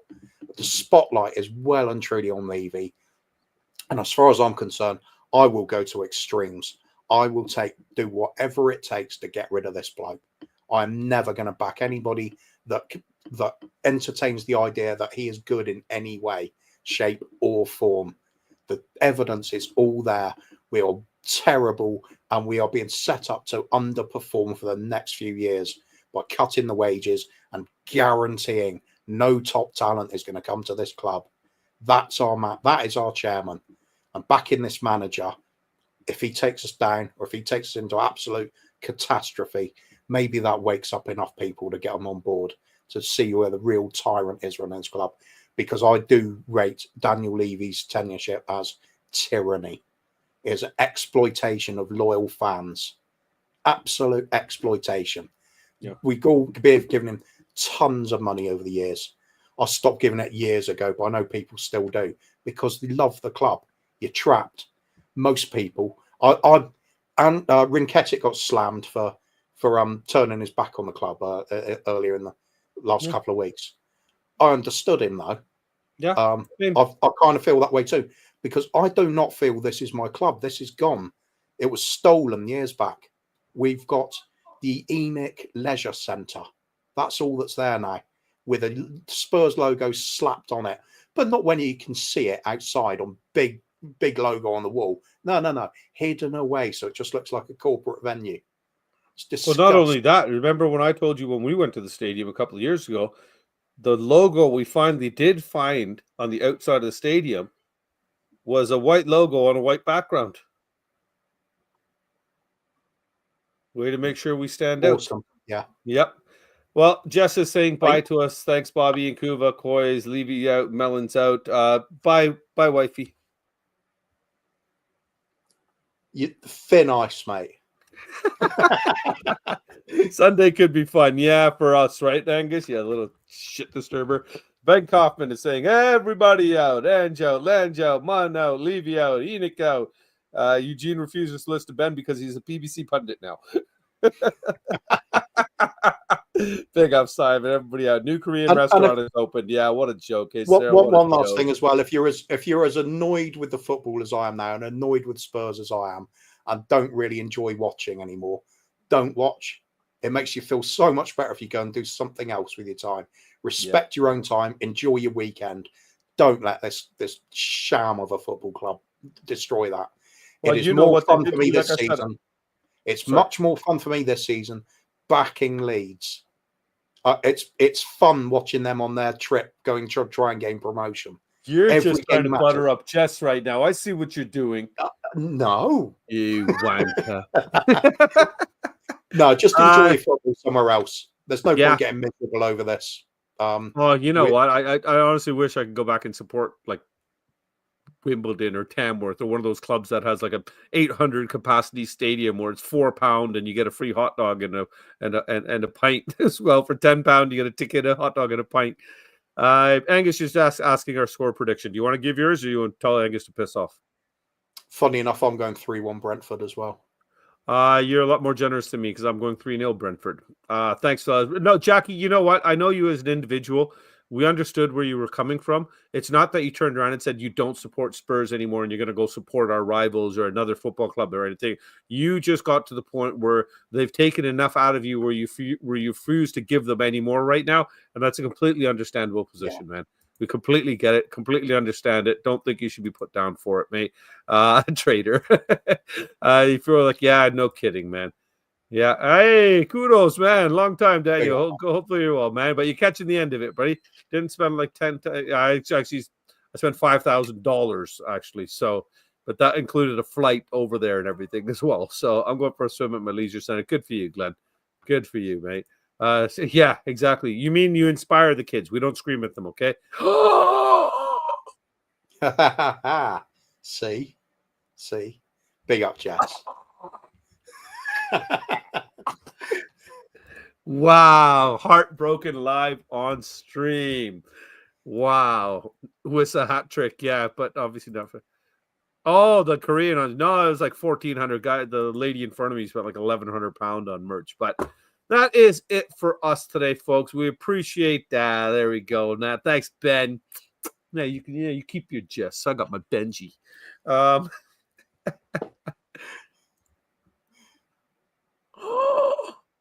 After our weekend together in the dungeon, you know what? I used the good oil when she was locked up in my basement on her. Cheers, Glenn. Appreciate that. But the jest is quantity, Andrew. Not quality. Yeah. Yeah. What? Thanks, Sarah. Appreciate that. Nice of you. And Sarah, thanks. Everybody in the chat's been fantastic. A lot of great positive comments. Nobody attacking each other for their views or anything. We appreciate the support that you provided us. And of course, I'm sure you hit the like button and all that other stuff. But now, thank you, Jess. Appreciate you sending the raid over as well. That was very kind of you to send your folks over here. And thanks for joining us as well. We know you've been probably at it all day as well, and you're still up and watching us. So thank you for that. But big up to all of you in the chat. We are all fans, and this is an opportunity to make your voice heard. Use it. It's that other quote again. For evil to exist, all it requires is good men to do nothing. I feel like that when it comes to wow. Genuinely feel like that with right now. That's like some comic book hero ending shit there, man. Wow. With great responsibility, great power comes great responsibility. And Levy, you haven't used your power greatly, sorry to say. And your responsibilities have been shunned. Definitely sub to Jess for all of you that are there. You want great content from wonderful panelists that are always just in a lighthearted, fun mood. They have a good laugh. They take the piss. It's crazy the stuff they let me and Kuva get away with in the chat as well. But definitely get over to Jess's. And Ben, throw your link in there as well. We got to get our friend here, Ben Kaufman, up to 1,000. He's been pushing a lot of football content. He's really working hard on his channel. So let's get Ben up to 1,000 as well. So Ben, if you're still there, buddy, drop your link as well, please, and let's help Ben get up there. Number of the Beast Iron Maiden is about leaving. Yes. Thanks for your concern about Angus. Even though we support different football teams, even though we have a rivalry on the pitch, off the pitch, it's nothing but love. You're a class act. You've always come into our Spurs chats. You banter a little bit, but you're never disrespectful or ignorant. So it's a two-way street. We all understand what it is to be fans, don't we? That it doesn't matter what your team is. You know what a fan is. Yeah. Exactly. Yeah. Cheers, buddy. I would say Levy is a puppet, but it's busted. 92 away from 1K. Come on, folks. If there's any of you in here that haven't subscribed to the coffee company, please do so. We would truly appreciate it. And me and Kuvas do make our weekly appearance there on the coffee company. We're there for Brewing Bollocks, which is just a light laugh show that we do on Wednesday mornings or afternoons for those of you in the UK. We're going to try. I think I enjoyed this today, Kuvs. I don't know about you, but this 2.5 hours actually. I was going to be struggling, I thought, but it's flown past. Yeah, it has. And it went smoothly. It went well. We always say that before we do these shows that we don't want to do them, and then we do them, and they end up actually turning out okay. So we'll definitely have to work on something a little bit more for the handful of members that we still have. But definitely get over to the coffee company, show him the love, right? Run for the hills, run for your lives. Yeah. Much love to you, man. Much love to you. I'm banging the drum. Another appropriate Iron Maiden song, Can I Play With Madness, at the moment. I don't know that one. I know the other one. That's a Bruce Dickinson one. It's a it's a good little song. Bit commercial, but that's. I'm actually terrible though, Kuvs. I couldn't tell you who. There's a billion songs out there that I've liked over the years, and I couldn't tell you who sang them. Yeah. Oh, this was the background we were supposed to use. There it is. The new one Ben made us. What was on before? I'd say I prefer if we just do. Hey, just why not? Why wouldn't you? Because it's who we are, mate. On that note, thank you very much to everybody that's come in and joined us. Thank you for adding to the chat, and kudos. I'm just going to say, don't rewind the show, mate. You can watch the first 20 minutes because that's just us doing our usual discuss. We were talking Spurs. Ouch. If we want to talk real football, we would have talked Spurs 25, 30 years ago. Oh God. Well, we will be. I think Kuvs and me are going to be maybe swaying away from the football stuff just to get more regular content. And we've got something else that we're planning. Just that's going to be lighthearted and a bit of We can fun. talk about that on stream, can't we? Of course we can. That's what we do, mate. Should we talk about that for a minute now? Go for it. Why not? You're Kuvs. You do what you want. We're thinking of just jacking in the football side of things because this is all bollocks anyway. All it is everybody miserable the whole time.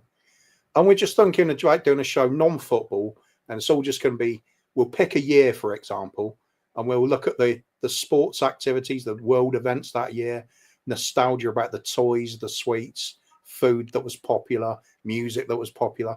Just do 100% nostalgia for an hour. Yeah. And do that on a regular basis and just progress our way through the years. Could do it by month, based on the number one singles in the year or things like that. And just see how it goes. Because one thing's for sure, we've got a clique of people together that go from channel to channel. We know we all are. Go around each other's channels. And we like talking about the old stuff. We like talking about what your favourite ice cream flavour was and things like that. Yes. Ben's coffee shop used to be that. He's now going more towards football because he needs to drum up the business. He's got to. So it'd be up to us then to provide the silly, the chill, the laid back stuff. And that's where we think we're going to go, because we've never aimed to have 10,000 subs.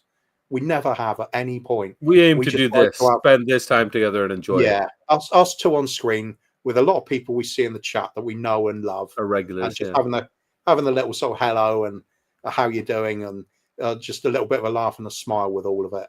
That's what we're all about. So that's probably going to be us in the future, I think, because this is shit, isn't it? It is. But kudos to say don't stop the football aspect. To be fair, we've got a lot of good comments when we do these shows. Like, people afterwards have messaged and they enjoy our takes. So maybe we'll slide in a here and there like we did today, kind of thing, right? So that's about it, though.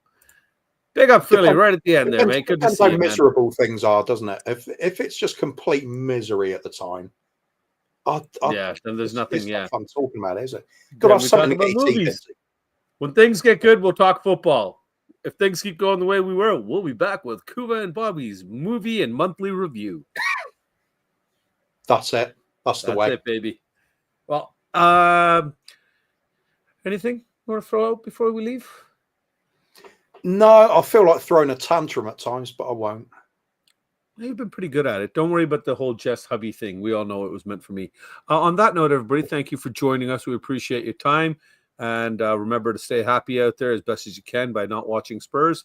Hug a loved one, squeeze a booby, make your day better, folks. See you next time. Come on, Leeds. Come on, Leeds.